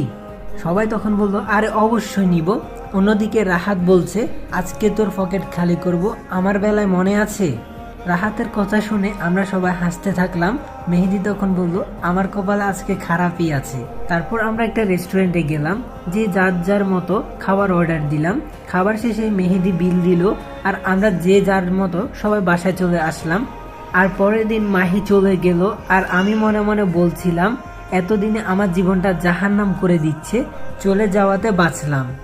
আর এভাবে চলছে আমার জীবন। কলেজে যাওয়া, মাঝে মাঝে ঘুরতে যাওয়া, বাড়িতে মাঝে মাঝে কোনো কাজ করা, দেখতে দেখতে এভাবে 2 মাস চলে যায়। এখন আঙ্কেল আন্টি আমাকে নিজের সন্তানের মতো মনে করেন। যদিও আন্টি প্রথমে একটু আমার দিকে খারাপ নজর দেখতেন, কিন্তু এখন আমাকে অনেক ভালোবাসে। অপরদিকে অনন্যার ভাব দেখে বোঝা যায় সে আমাকে ভালোবাসে, কিন্তু মুখ ফুটে কখনো বলেনি। যদিও আমি ওর প্রতি অনেকটাই দুর্বল হয়ে পড়েছি, কিন্তু তা কখনো বলা যাবে না, কারণ আমার নিজেরই এখন কোনো অস্তিত্ব নেই। সেইখানে ওকে কিভাবে নিব আর কিভাবে বা বলবো? যারা আমার বিপদের সময় আমার পাশে ছিল, যারা আমার খাওয়া থাকা সব করছে, আমি তাদের সাথে কিভাবে এমন করি? এটা কখনোই করা যাবে না। জানি না কপালে কি আছে। যাক, অনেক কথা বলে ফেলেছি, এখন গল্পে ফিরা যাক। পরের দিন সকালে উঠে আমি সারপ্রাইজ, কারণ আঙ্কেল আমাকে বলল ওনার সাথে অফিসে যেতে হবে। যেই কারণে আমি তাড়াতাড়ি করে রেডি হয়ে নিলাম। আজকে আর কলেজে যাওয়া হবে না, তাই অনন্যা একাই চললো। আঙ্কেল তখন আমাকে বলল, চলো এখন। তারপর আমি আর আঙ্কেল ওনার গাড়ি নিয়ে রওনা হলাম অফিসের দিকে। জ্যামের কারণে অফিসে পৌঁছতে একটু লেট হয়ে যায়। আঙ্কেল ম্যানেজার সাহেবকে বললেন আমাকে অফিসটা ঘুরিয়ে দেখাতে, তাই আমি আঙ্কেলের সাথে দেখলাম অনেকের কাজের গতি স্লো, ঠিক মতো কাজ করছে না, কিন্তু আমি কাউকে কিছু বললাম না, শুধু দেখেই গেলাম। আর সম্পূর্ণ অফিস ঘুরে আঙ্কেলের রুমে পৌঁছে দেখলাম আঙ্কেল এখানেই আছে। তাই আমি আঙ্কেলকে বললাম, অফিসের লোকদের কাজের গতি অনেক কম।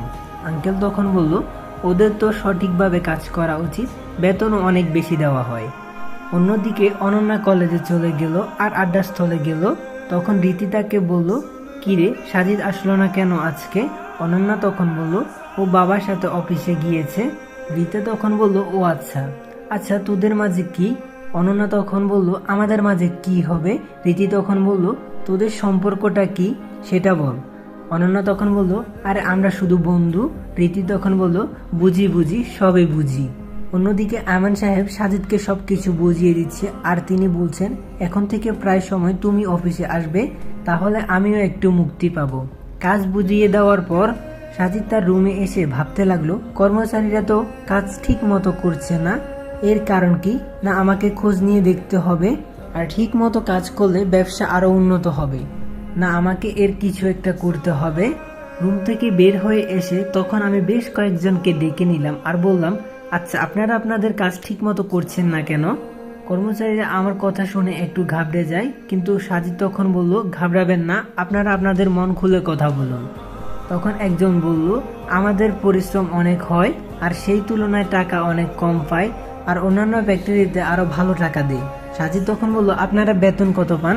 একজন বলল, 10,000 টাকা। তখন আমি বললাম, আচ্ছা আপনারা চিন্তা করবেন না, আপনারা আপনাদের ন্যায্য মূল্য পাবেন, আপনারা মন দিয়ে কাজ করেন।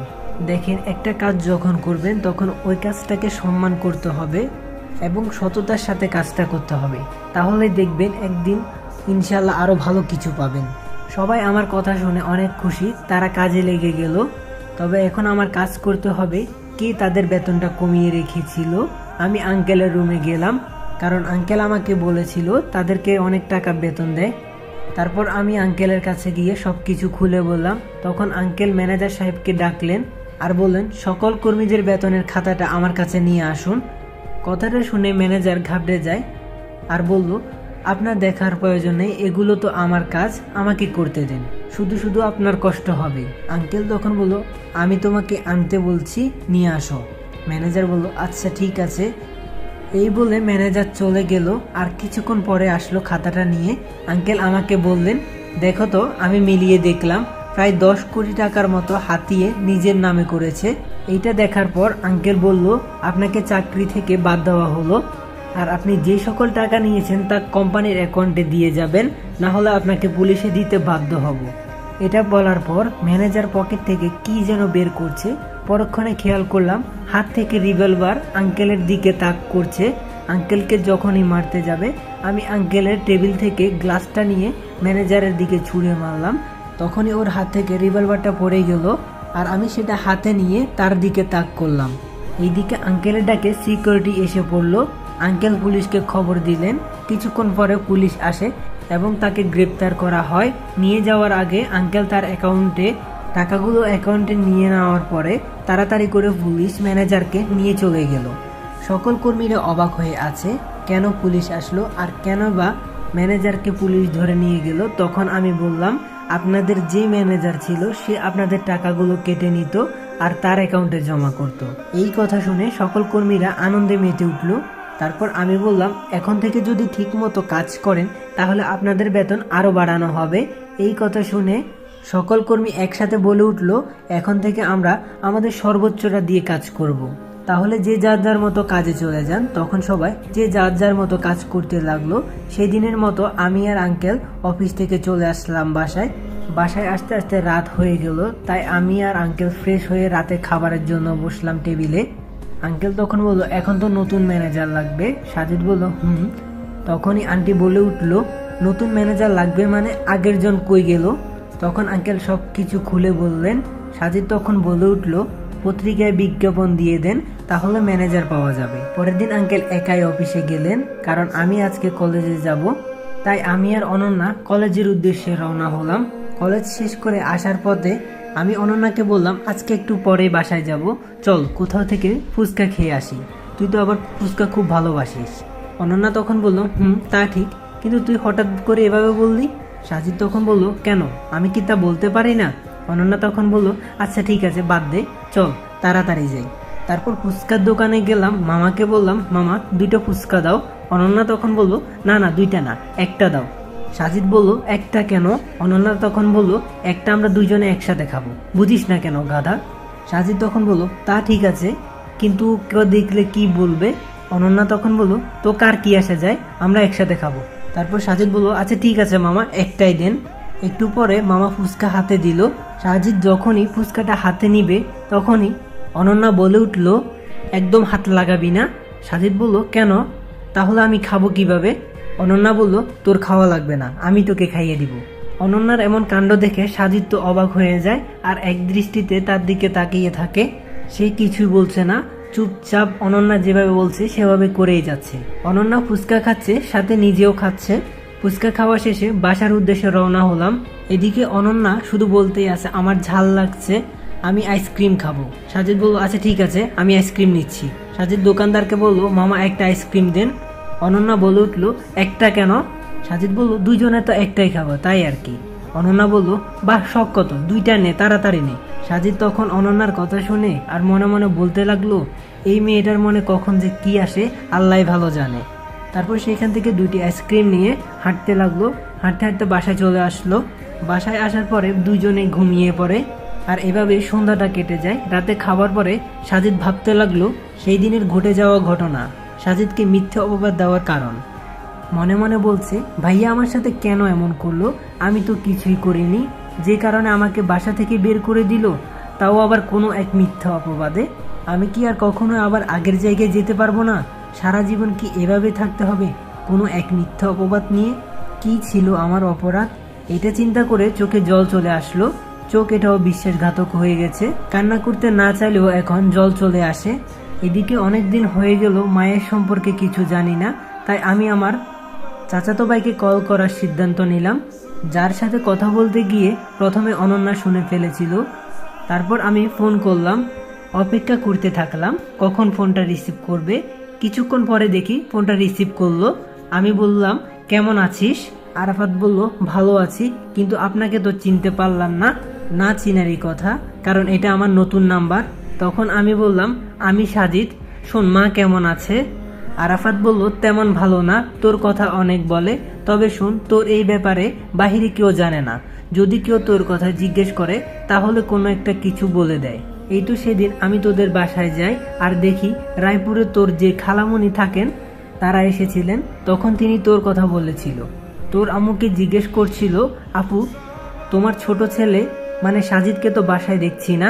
তখন তোমার আম্মু বলেছিল ও ওর ভাইয়ের সাথে রাগ করে বাসা থেকে চলে গেছে। একদিন মারামারি করেছিল সাজিদ, তাই ওর ভাই ওকে অনেক মারে, যে কারণে সে বাসা থেকে চলে যায়। আর ও চলে যাওয়ার পর কেমন যেন বাসার আলোটা নিভে যায়। এই বলে তোমার আম্মু কান্না করে দিল আর বলল আবার কবে ফিরে আসবে আল্লাহ ভালো জানে। ওনাদের এইসব কথা শুনে কিছুক্ষণ পরে আমি চলে আসি। আচ্ছা বাদ দে এইসব কথা, তুই কেমন আছিস, তোর কি টাকা লাগবে? সাজিদ তখন বলল আমি ভালো আছি, আমার টাকার প্রয়োজন নেই। আরাফাত বলল আচ্ছা লাগলে বলিস। সাজিদ বলল ঠিক আছে বলবো, যা। আর কিছুক্ষণ কথা বলে ফোনটা কেটে দিলাম। আর মায়ের কথা শুনতে খুব ইচ্ছে করছিল, তাই সিদ্ধান্ত নিলাম মাকে এবার একটা ফোন করব। তারপর আমি মায়ের ফোনে কল করলাম, কিন্তু ফোনটা তো বন্ধ। এখন কি করব? ও আচ্ছা, ভাবির ফোনে একটা কল করে দেখি কি করা যায়। তাই কোনো কিছু না ভেবে ভাবির ফোনে কল করলাম। ফোনটা রিসিভ করলো। আপনারা হয়তো ভাবছেন আমি কেন আরাফাতকে বললাম না মাকে ফোনটা দিতে। তারও কারণ আছে, কারণ আরাফাতরা নতুন বাড়ি করে অন্য জায়গায় চলে গিয়েছিল। কলটা রিসিভ করা মাত্রই আমি বলে উঠলাম হ্যালো, কেমন আছেন ভাবি? আমার কণ্ঠ শুনে ভাবি বুঝতে পারলো আমি সাজিদ আর বলল কে সাজিদ? আমি ভালো আছি, তুমি কেমন আছো? আমি তখন বললাম ভালো আছি। মা কই? মার কাছে কলটা একটু দেওয়া যাবে? মার কথা খুব শুনতে ইচ্ছে করছে। আর ভাইয়া কেমন আছে? ভাইয়া কোথায়? ভাবি বলল তোমার ভাই বাড়িতে নেই, বন্ধুদের সাথে ঘুরতে গেছে। আর হ্যাঁ, মা এখানে আছে, কথা বলো। মা বলতে লাগলো কে ফোন করেছে? ভাবি বলল দেখেন কে ফোন করেছে।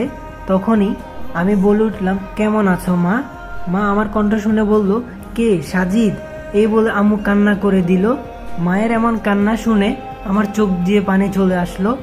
মা তখন বলতে লাগলো বাবা তোকে ছাড়া আমি ভালো নেই, তুই চলে আয় না। তুই কই আছিস বল, আমি তোকে ওইখান থেকে নিয়ে আসব। তখন আমি বললাম, না আম্মু, যে অপবাদ নিয়ে আমি বাড়ি থেকে এসেছি তা মিথ্যা প্রমাণ করা পর্যন্ত আমি আসব না। তবে চিন্তা করো না, আমি ভালো আছি মা। আর বেশি কিছুক্ষণ কথা বলতে পারলাম না, কারণ আর কিছু সময় কথা বললে আমি নিজেকে কন্ট্রোল করতে পারতাম না। সেই দিনের মতো কথা শেষ করে ঘুমিয়ে গেলাম। পরের দিন আমি কলেজে না গিয়ে আঙ্কেলের সাথে অফিসে গেলাম। অফিসে গিয়ে আমি তো দেখে অবাক, কারণ আজ সকল কর্মীরা তাদের নিজের কাজ খুব মনোযোগ দিয়ে করছে, আর এতে আঙ্কেলও অনেক খুশি। কিন্তু এভাবে তো চলে না, একজন ম্যানেজার লাগবে। তাই পত্রিকায় বিজ্ঞাপন দেওয়া হলো। 2 দিন পরে ইন্টারভিউ। তাই সবাই ইন্টারভিউর দিন চলে আসলো, আর আঙ্কেল আমাকে বলল তুমি ইন্টারভিউ নাও। আমি তখন বললাম, আমি কিভাবে নিব? আঙ্কেল তখন বলল, তুমি যাও, আমি জানি তুমি পারবে। তারপর আর কি করার, আমি চলে আসলাম। তারপর আমি সোজা চলে গেলাম, আর ওইখানে গিয়ে বললাম, এই যে 4র্থ নম্বর ব্যক্তি, আপনি এই কোম্পানির ম্যানেজার। আপনারা হয়তো ভাবছেন আমি কেন ওই ব্যক্তিকে দিলাম। তো চলেন ফ্ল্যাশব্যাকে যাই। এদিকে 8-10 জন লোক বসে আছে, কখন ইন্টারভিউ শুরু হবে। তখন তারা একে অপরের কথা বলছে। প্রথম জন বলল, আজকাল চাকরির যে অবস্থা, ঘুষ ছাড়া চাকরি খুব কষ্টকর। আর দ্বিতীয় জন বলল, আমি 10 লক্ষ টাকা জমিয়ে রেখেছি ভালো কোনো চাকরির জন্য। তৃতীয় জন বলল, এখন টাকায় সব, টাকা দিলে চাকরি হবে, না হলে না। এবার চতুর্থ জন বলল, সব জায়গায় টাকা দেখে হয় না, অনেক জায়গায় আছে যেখানে টাকা ছাড়াও হয়। আর আমি নিজের জন্য না, এই কোম্পানির জন্য করব, কেননা এর দ্বারাই আমার জীবন চলবে। যে কারণে এখানে চাকরি হলে আমি সর্বোচ্চ দিয়ে চাকরি করব, এমনকি জীবনও দিয়ে দিব। আর পঞ্চম জন বললেন, আমি এখানে কাজ করে নিজের জীবন করব। আরও কয়েকজন আরও অনেক কথা বলল, আর আমি ওদের সাথে বসে ওদের কথা শুনছিলাম। তবে মাস্ক পরে থাকায় অফিসের কেউ চিনতে পারেনি। আর তাছাড়া আরও একটা কারণ আছে, কেননা এই অফিসে আমি আরও একদিন এসেছিলাম। মাত্র একদিন অফিসে আসায় তাই আমাকে কেউ চিনতে পারলো না। তো সব কিছু বিবেচনা করে আমি 4র্থ জন ব্যক্তিকে সিলেক্ট করলাম। তখন কয়েকজন বলল, আপনি না আমাদের ইন্টারভিউ দিতে এসেছেন? তখন আমি বললাম, আমি আপনাদের ইন্টারভিউ নিতে এসেছিলাম। আর ওনার কথা ঠিক ছিল, যে কারণে ওনাকে সিলেকশন করা হয়েছে। আমি তাকে নিয়ে গেলাম আঙ্কেলের রুমে, আর তাকে সব কথা বললাম। তারপর তাকে অ্যাপয়েন্টমেন্ট লেটার দিলাম, আর বললাম কালকে থেকে ডিউটিতে আসতে। পরের দিন আঙ্কেল আর অফিসে গেল না, আমি একাই গেলাম। ধরতে গেলে আমি বস, এই কথা মনে মনে বলে হাসছিলাম। তারপর একজন আসলো, এসে বলল, স্যার আমি আসতে পারি? আমি তখন বললাম, আসো আর বসো। আয়ান তখন বলল, ধন্যবাদ স্যার। স্যার আমার কী কাজ করতে হবে বলেন। তখন আমি ওকে সকল কাজ বুঝিয়ে দিলাম। এখন আপনারা ভাবছেন আয়ানকে? আয়ান হলো এই কোম্পানির নতুন ম্যানেজার, যাকে কালকে নিয়োগ দেওয়া হয়েছে। আর এভাবে কাটছে দিন। কয়েক মাস কেটে গেল। তারপরে আসলো আমার প্রথম বর্ষের ফাইনাল এক্সামের রেজাল্টের দিন। রেজাল্টের পরের দিন আমি অন্যদের বাড়ি থেকে বের হয়ে অজানা গন্তব্যে পা বাড়াচ্ছি। আপনারা তো বুঝলেন না কেন বার হলাম, তা না হয় আপনারা পরেই জানবেন। আর মনে মনে ভাবছিলাম, বারবার কেন আমার সাথে এমন হয়, আমি কি এমন করেছি? মিথ্যা অপবাদ থেকে বাসা থেকে বের হওয়া। এদিকে আমার বড় ভাই মনে মনে ভাবছে, আমি অনেক বড় ভুল করেছি, কিন্তু তুই তো আমার আপন কেউ না যে তোকে আমি এমন করেছি। আমি চাইনি এই সম্পত্তির অধিকারী অন্য কেউ একজন হোক। আমার এই বাপ ক্ষমার অযোগ্য। অন্যদিকে লাবণ্যী ভাবতে থাকলো, সাজিদ আমি তোমাকে এখনো ভালোবাসি, কিন্তু কি করব বলো? তখন তো আমার আর কোনো কিছু করার ছিল না, আমার কোনো দোষ ছিল না। আপনাদের আমি অনেক আগে একটা কথা বলেছিলাম, আমাকে অনেক বড় হতে হবে, অনেক টাকা হবে আমার, কিন্তু এখন সেই সময় এসেছে।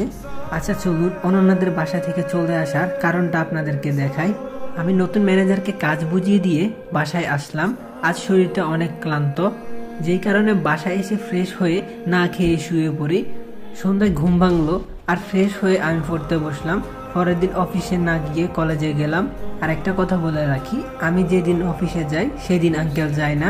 আমি কলেজে গিয়ে আড্ডা দিচ্ছিলাম, তখন একজন বলল, আমরা সবাই কোনো এক জায়গা থেকে ঘুরে আসি।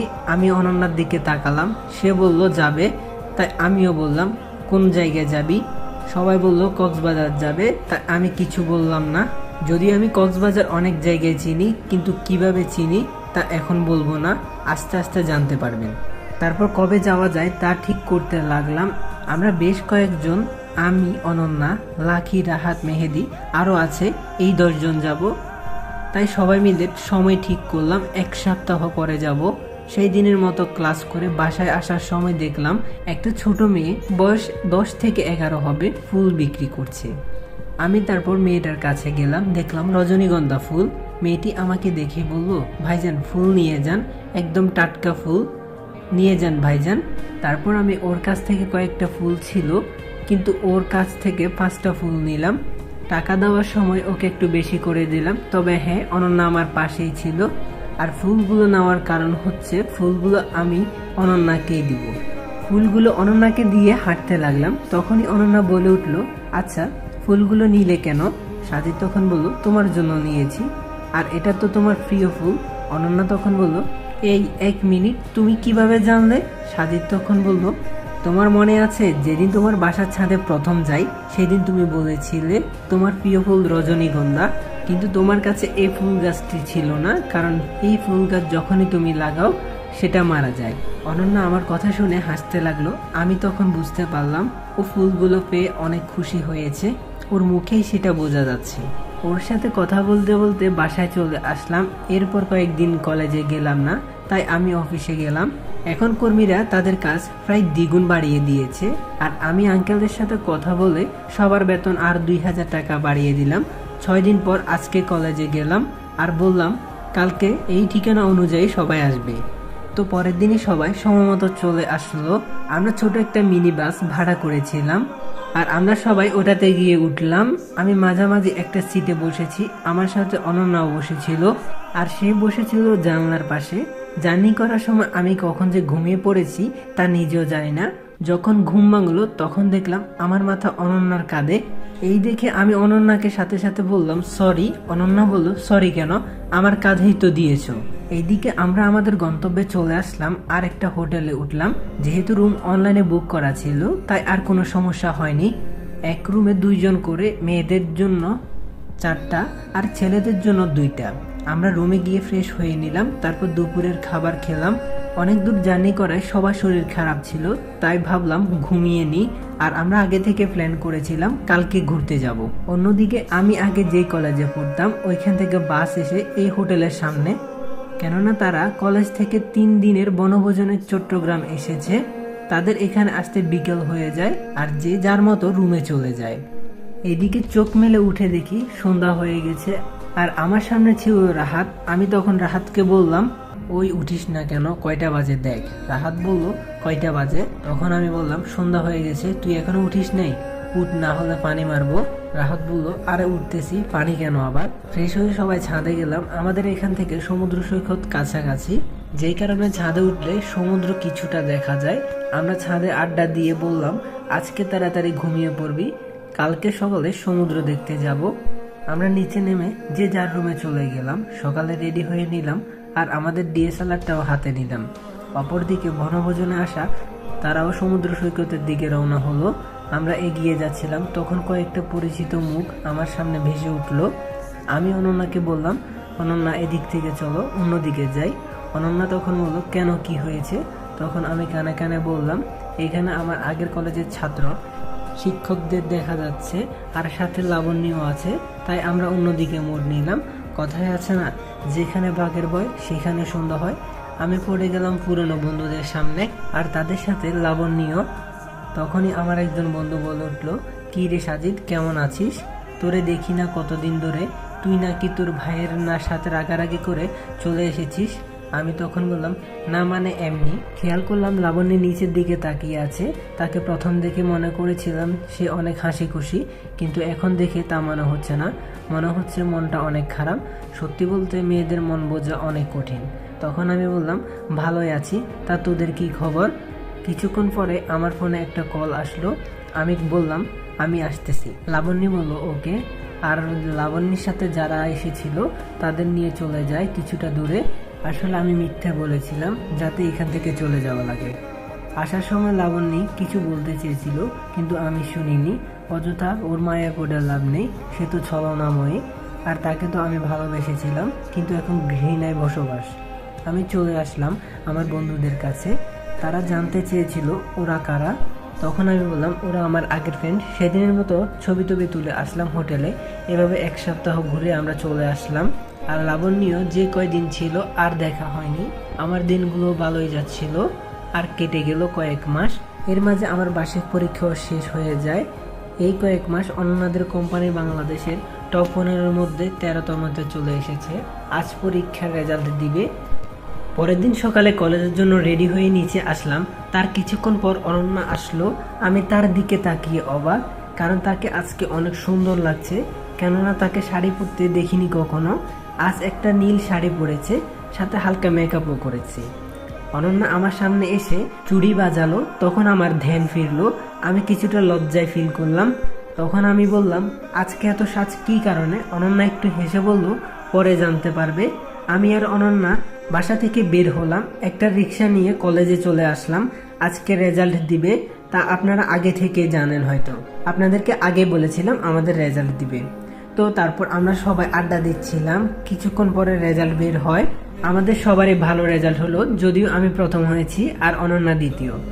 আর বাকি যে কয়জন ছিল তারা সবাই টপ 20 জনের মধ্যে আছে। সবাই মিলে কিছুক্ষণ ওইখানে কথা বললাম। আর কিছুক্ষণ পরে সবাই সবার বাসার দিকে রওনা হলো। আমরাও বাসার উদ্দেশ্যে রওনা হলাম। তখন অনন্যা বলল, চলো আজকে এক জায়গায় ঘুরতে যাব। সাজিদ তখন বলল, কোথায় যাবে? অনন্যা বলল, গেলেই বুঝতে পারবে। সাজিদ তখন বলল, আচ্ছা ঠিক আছে চলো। পরে একটা রিক্সা নিয়ে অনন্যার কথা মতো জায়গাটায় গেলাম। রিক্সাটি একটা পার্কের সামনে আসলো। তা তুমি আমাকে এখানে নিয়ে আসলে কেন? অনন্যা তখন বলল, চলো ভিতরে। তারপর আমরা ভেতরে গেলাম। কিছুক্ষণ আমরা কথা বললাম। অনন্যা তখন হঠাৎ করে বলে উঠলো, আচ্ছা তোমাকে একটা কথা বলি, কিছু মনে করো না। সাজিদ তখন বলল, বলো, কি বলবে? অনন্যা তখন বলল, জানি না তোমাকে কেন আমার এত ভালো লাগে। তুমি কি দিবে তোমার হাতটা ধরে হাঁটতে? প্রমিস ছেড়ে যাব না কখনো। আমি সত্যি তোমাকে ভালোবেসে ফেলেছি। পারবে কি আমাকে তোমার জীবন সঙ্গিনী করতে? I love you so much. Ananya এক নিঃশ্বাসে কথাগুলো বলল। আমি ওর দিকে তাকিয়ে থাকলাম। আমি ওর দিকে দুর্বল। কিছুক্ষণ চুপ থেকে বললাম, আমাকে একটু ভাবতে দাও। অনন্যা তখন বলল, আমি তোমার জন্য সারা জীবন ওয়েট করতে পারবো। এটা বলে হাঁটতে শুরু করলাম। অনন্যাও আমার সাথে ছিল। আমি ওর সাথে যতটা সম্ভব স্বাভাবিক আচরণ করলাম, যদিও আমি আগে বুঝতে পেরেছিলাম সে কিছু একটা করবে। সেদিনের মতো দিনটা ভালোই কাটলো। রাতে একটা চিঠি লিখলাম। কি লিখলাম তা আপনারা অনন্যার মাধ্যমে জানতে পারবেন। এদিকে আঙ্কেল মনে মনে বলছে, একজন বিশ্বাসী লোক পেয়েছি, তার সাথে আমি অনন্যার বিবাহ দিব। একদম আমার মনের মতো ছেলেটা। পরের দিন সকালে অনন্যা তাড়াতাড়ি ঘুম থেকে উঠে পড়ে আর আমার রুমে এসে দেখে আমার রুম হালকা চাপানো, ভিতর থেকে লক করা ছিল না।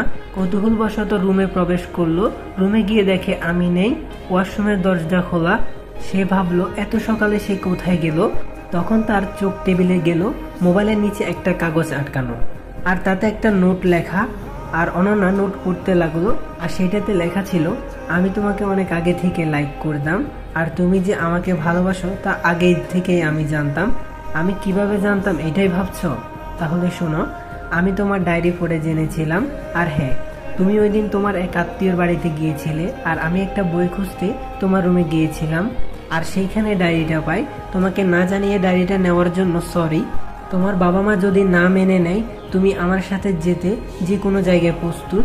কিন্তু আমি এতটা স্বার্থপর নয় যে যারা আমাকে আশ্রয় দিল তাদের সাথে বিশ্বাসঘাতকতা করব। আর হ্যাঁ, তুমি নিজের যত্ন নিও, আঙ্কেলের কথা অনুযায়ী চলো, আর উনি যার সাথে বিয়ে ঠিক করেছে তাকে বিয়ে করো। বেঁচে থাকলে আবার হয়তো দেখা হবে। আমি চললাম অজানা গন্তব্যে। ইতি তোমার সাজিদ। এটা পরে অনন্যা কাঁদতে লাগলো। তখন আঙ্কেল আসলো আর বলল, কাঁদছিস কেন? তখন অনন্যা আঙ্কেলকে চিঠিটা দেয় আর বলে, সাজিদ চলে গেছে। আঙ্কেল চিঠিটা পড়ে বসে পড়লো আর বলল, সে একবারও বলতে পারতো। আর আমি তোর জন্য যে ছেলেটা ঠিক করেছিলাম সে আর কেউ নয়, সে হচ্ছে সাজিদ।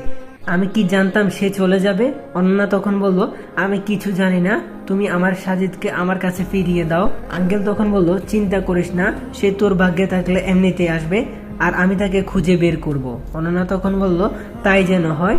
আর হ্যাঁ, কিছুদিন আগে আঙ্কেল বলেছিল, আমি তোর জন্য একটা ছেলে ঠিক করেছি, আর কোনো কথা বলবি না, ছেলেটা অনেক ভালো, তোর লেখাপড়া শেষ হলে আমি ওর সাথে বিয়ে দিব। তখন অনন্যা দেখলাম খাওয়ার টেবিল থেকে চলে গেল। আঙ্কেল তখন মুচকি মুচকি হাসলো। এদিকে আমি ওদের বাসা থেকে বের হয়ে রওনা দিলাম অজানা গন্তব্যে। কোথায় যাব জানি না। পরিচিত কোথাও যাওয়া যাবে না, না হলে অনন্যা জেনে যাবে। এসব কথা ভাবতে থাকলাম আর হাঁটছিলাম, তখন একজনের সাথে ধাক্কা খেলাম। আমি তার দিকে তাকিয়ে আছি, তখন ছেলেটা আমাকে বলল, আজব তো, দেখে চলতে পারেন না। আমি কিছুই বললাম না। তখন ছেলেটা আমার দিকে তাকিয়ে বলল, ভাই আপনি? আমি তখন বললাম, হুম। আপনারা হয়তো বুঝছেন না ছেলেটা কে। সে হলো নাইম, ওই যে ছেলেটা যে অনন্যার মোবাইল ছিনতাই করতে গিয়ে চেয়েছিল। এখন নিশ্চয় বুঝতে পেরেছেন কে এই ছেলেটি। তখন আমি বললাম, কেমন আছিস তুই, আর আমাকে তুমি করে বলবি? নাইম তখন বললো, ভাই আল্লাহর রহমতে ভালোই আছি, আর তুমি যে টাকা দিয়েছিলে তা দিয়ে অনেক কষ্ট করে কাজ করেছি। এখন আল্লাহর রহমতে দুটো দোকান দিয়েছি, আর দোকানে দুজন কর্মচারী আছে, তবে আমিও মাঝে মাঝে যাই। আর এখন আমি আর মা মোটামুটি একটা বড় বাড়ি নিয়ে থাকি। সত্যি বলতে সৎ পথে থাকলে এটাই ভালো। ধৈর্য ধরা, আল্লাহর প্রতি বিশ্বাস রাখা, আল্লাহ তাআলা একদিন ঠিকই ব্যবস্থা করে দিবে। এটাই সত্যি, হোক সেটা গল্প বা বাস্তবতা, তবে এটাই সত্যি। আমি এখন নিজেকে সফল বলতে পারবো, কারণ আমার মাকে আমি সুখে রাখতে পারছি, কারণ মায়ের সুখই আমার সুখ। আর এই কথাটা প্রতিটা ছেলের ইমোশন। তা তুমি কেমন আছো? তখন আমি বললাম, আছি কোনো রকম। আচ্ছা, একটা থাকার জায়গা জোগাড় করে দিতে পারবি? আর তারপর আমি কোনো একটা কাজ খুঁজে নেব। আমি বাড়ি থেকে চলে এসেছি, কিন্তু কেন চলে এসেছি তার কারণ বলিনি। নাইম তখন বলল, অন্য কোথাও যাওয়া লাগবে না, আমাদের সাথে থাকবে। 3 রুমে একটা ফ্ল্যাট খালি পড়ে থাকে, তোমার অবশ্যই কোনো চাকরি হয়ে যাবে। আর আমি মাকে তোমার কথা বলেছিলাম, মা তোমাকে অনেকবার দেখতে চেয়েছিল, সেই সুযোগটাও এসেছে। তখন আমি বললাম, আচ্ছা ঠিক আছে চল। নাইম এখানে কোনো একটা কাজে এসেছিল, আর তার সাথে দেখা হবে আমি ভাবতে পারিনি। আমি আর নাইম চলে আসলাম ওদের বাসায়। এই বাসাটা অনন্যাদের বাসা থেকে অনেকটাই দূরে, রিক্সাতে করে আসতে প্রায় 1 ঘন্টা লাগবে। এটা শহর, এক বাসা থেকে অন্য বাসার লোকদের চেনা যায় না, আবার এত দূরে তা কখনোই সম্ভব না। আমি রুমে প্রবেশ করলাম। নাইম তখন বলল, মা দেখো কাকে নিয়ে এসেছি। নাইমের মা বলল, কাকে এনেছিস? ওই যে তোমাকে যার কথা বলেছিলাম, ওই ভাইটা। আন্টি আমাকে আপ্যায়ন করলেন, আর নাইম বলল, সে বাসা থেকে রাগ করে এসে পড়েছে, তাই আমাদের এখানে থাকবে। আন্টি তখন বলল, তাতে কোনো সমস্যা নেই, তার যতদিন ইচ্ছে ততদিন থাকবে, কোনো সমস্যা নেই। তারপর আমাকে আমার রুম দেখিয়ে দিল। দুপুরের খাওয়া দাওয়ার পরে নাইম আমাকে নিয়ে একটা দোকানে গেল, কিছুটা বড় দোকান। ওখান থেকে কয়েকটা প্যান্ট শার্ট নিল আর বলল, এটা আমার দোকান। তখন আমি বললাম, তাহলে তো অনেক উন্নত হয়েছে। নাইম তখন বলল, সেদিন আপনি আমাকে এই পথ না দেখালে হয়তো পারতাম না। তারপর বাসায় চলে আসলাম। পরের দিন চাকরি খুঁজতে বের হলাম, আর চাকরির জন্য একটা কাগজপত্র লাগবে, তাই কলেজ থেকে সার্টিফিকেট ও টিসি নিয়ে আসলাম। টিসি আনলাম এই জন্য যেন অনন্যার সাথে দেখা না হয়। চাকরি খুঁজতে খুঁজতে একটা পেলাম। অফিসটা বেশি বড় না, মাঝারি, প্রায় 200-300 কর্মচারী রয়েছে।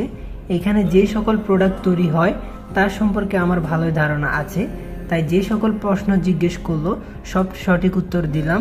যদিও আমি রায়হান চৌধুরীর অফিসে তার কার্ড অনুযায়ী চাকরি করতে পারতাম, কিন্তু আমি ওখানে যাব না, কেননা ওনার সাথে আমান চৌধুরীর বা অনন্যার বাসার ব্যবসায়িক সম্পর্ক আছে, যে কারণে ওনার ওইখানে গেলে অনন্যারা জেনে যাওয়ার সম্ভাবনা আছে, তাই ওখানে যাব না।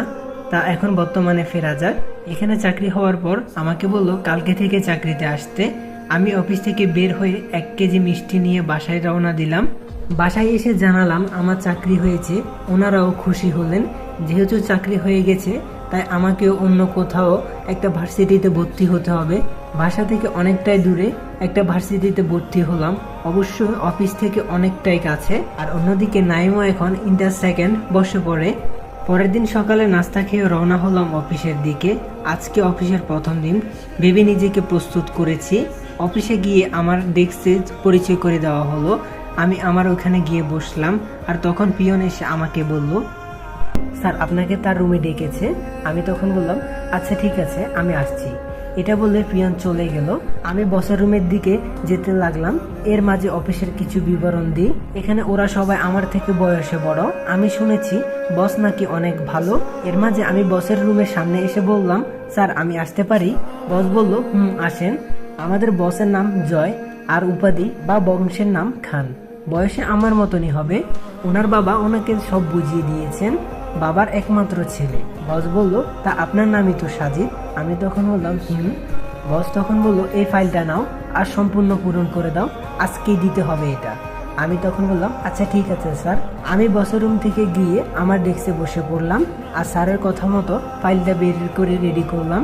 যেহেতু এই কাজে আমার ধারণা অনেক, তাই আমি কিছু সময়ের মধ্যে কাজটা করে ফেললাম। আমার কাজের গতি দেখে স্যার অবাক হলেন, আর স্যার আমাকে বললেন, এত তাড়াতাড়ি কাজ সম্পূর্ণ করলেন কেমনে?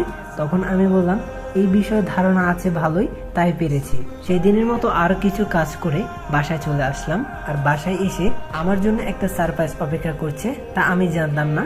কেননা নাইম আমার জন্য একটা মোবাইল কিনে এনেছে, সাথে দেখি একটা সিমও আছে। আমার ফোন কেনার কারণ, আগের ফোন আমি অনন্যাদের ওইখানে রেখে এসেছি। আমি ফ্রেশ হয়ে আমার চাচাতো ভাই আরাফাতের কাছে ফোন দিলাম। তখন আমি ওকে বললাম, মা কেমন আছে?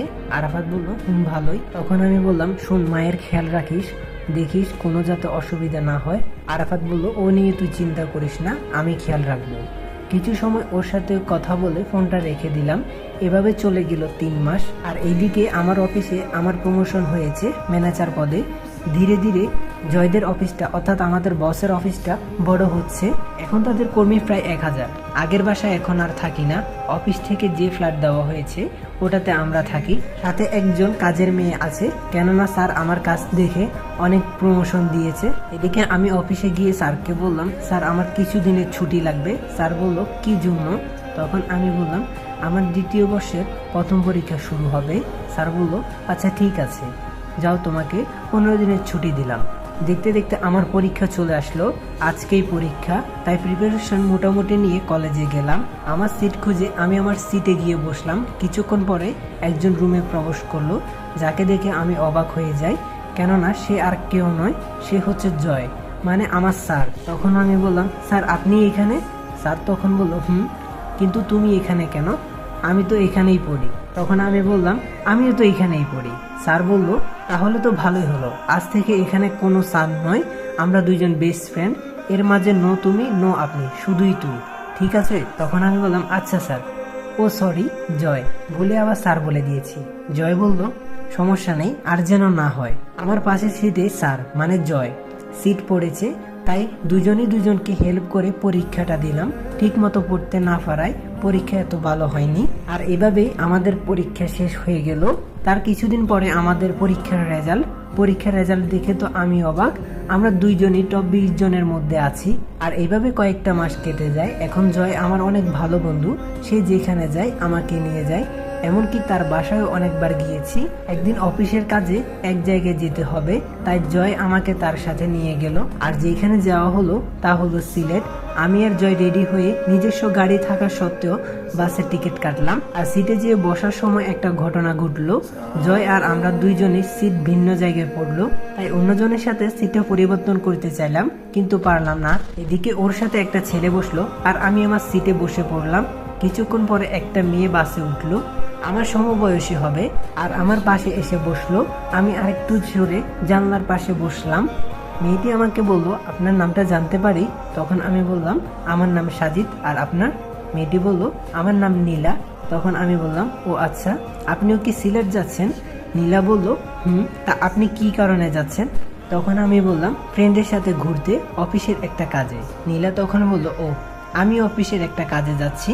যাওয়ার মাঝে ওর সাথে আরো কথা হলো, আর যেহেতু সমবয়সী তাই ও বলল তুমি করে বলতে, তাই আমিও আর তুমি করে বললাম। এদিকে অনেকক্ষণ পরে আমরা সিলেটে এসে পৌঁছেছি। অনলাইনে বুকিং করা একটা হোটেল আমরা নিয়ে রেখেছিলাম, সেখানে আসলাম। 2টা রুম বুক করা ছিল, তাই যে যার রুমে চলে গেলাম। পরের দিন ঠিক করলাম জাফলং ঘুরতে যাব, আর অফিসের কাজটা আরো 2 দিন পরে, তাই আজকে ঘুরতে বের হলাম। আর আমাদের না ডিএসএলআরটি নিয়ে বের হলাম। ঘুরতে ঘুরতে অনেক ছবি তুললাম, তারপরে বাসায় চলে আসলাম। পরের দিন অফিসের কাজে যেতে হবে। এখানে প্রায় অনেক কোম্পানি রয়েছে, তার মধ্যে যাদের কাজ ভালো হয়েছে তাদের কাজটা দেওয়া হবে। প্রায় 20 কোটি টাকার লেনদেন, তাই ভালো কাজ দেওয়া হবে। আর সেখানে গিয়ে আমি তো অবাক, কেননা নীলাও সেখানে উপস্থিত। ও এসেছে আরকে কোম্পানি থেকে। আর যারা আমাদের কাজ দিবে তাদেরকে দেখে আমি তো আরো অবাক বেশি হয়ে গিয়েছি, কেননা তিনি হলেন রায়হান চৌধুরী। দেশে বিদেশে ওনার অনেক নাম রয়েছে। কিছুক্ষণ পরে জয়দের কোম্পানির নাম বলল, কেননা বিগত কয়েক মাস ভালোই পজিশনে চলে এসেছে। যখন ডাক দেওয়া হলো তখন জয় গেল সব কাজ বুঝে আসতে, আমাকে যেতে বলল, কিন্তু আমি যাইনি, কেননা আমি ওইখানে গেলে উনি আমাকে চিনে ফেলতে পারেন, এই জন্য। আর জয়কে অনেকে কংগ্রেচুলেশন বলল। আর জয় আসার পরে নীলা জয়কে বলল, কংগ্রেচুলেশন জানালো। আর জয় আমার কাছে এসে আমাকে বলল, তুই থাকার কারণে এত দূর আসতে পেরেছি। তখন আমি বললাম, আরে দূর, এসব বলিস না, এটা তো আমার কর্তব্য। তারপরে আমি আর জয় চলে আসলাম, আর 2 দিন অনেক জায়গায় ঘুরে ঢাকা ব্যাক করলাম। আর যে প্রজেক্টটা দেওয়া হয়েছিল সেই প্রজেক্ট সঠিকভাবে সম্পূর্ণ করা হলো 1 সপ্তাহের মধ্যে। আর জয়দের কোম্পানি আরও ভালো পজিশনে চলে আসলো। একদিন আমার গাড়ির সমস্যা হওয়ার কারণে আমি রিক্সা দিয়ে আসছিলাম, তখন হঠাৎ নীলাকে দেখলাম সে হেঁটে কোথায় যেন যাচ্ছে। আর আমার জানা মতে ওর অফিস তো ওই দিকে না, তাহলে কোথায় যাচ্ছে? আমি ওকে ডাক দিলাম আর বললাম, কোথায় যাচ্ছ? নীলা তখন বলল, আচ্ছা এখানে না একটা কফি শপ আছে, চলো ওইখানে চলো। তখন আমি বললাম, আমিও যাব? নীলা বলল, হ্যাঁ। আচ্ছা এখনই চলো। তখন আমি বললাম, আচ্ছা ঠিক আছে চলো। এই বলে আমি আর নীলা কফি শপে গেলাম। তখন ও আমাকে যা বললো তা শুনে আমার খুব খারাপ লাগলো, কারণ কথাটা হচ্ছে ওর কথা শুনে আমার আসলেই খুব খারাপ লাগছে। মানুষ কেমন হলে এটা করতে পারে? চলেন কি হলো সেদিন শুনে আসি। 1 সপ্তাহ আগের কথা। নীলার বস বলল, কি কারণে আমাদের কাজটা হাতছাড়া হয়েছে? নীলা তখন বলল, স্যার আমাদের থেকে ওদের কাজ বিগত কয়েক মাস ধরে অনেক ভালো, যে কারণে রায়হান চৌধুরী তাদেরকে কাজটা দিয়েছিলেন। নীলার বস বলল, তাহলে তোমাকে পাঠানো হয়েছে কি জন্য? তুমি জয়েন করেছো অনেক দিন, তাহলে তুমি আনতে পারলে না কেন? এখনই তোমাকে চাকরি থেকে বরখাস্ত করা হবে।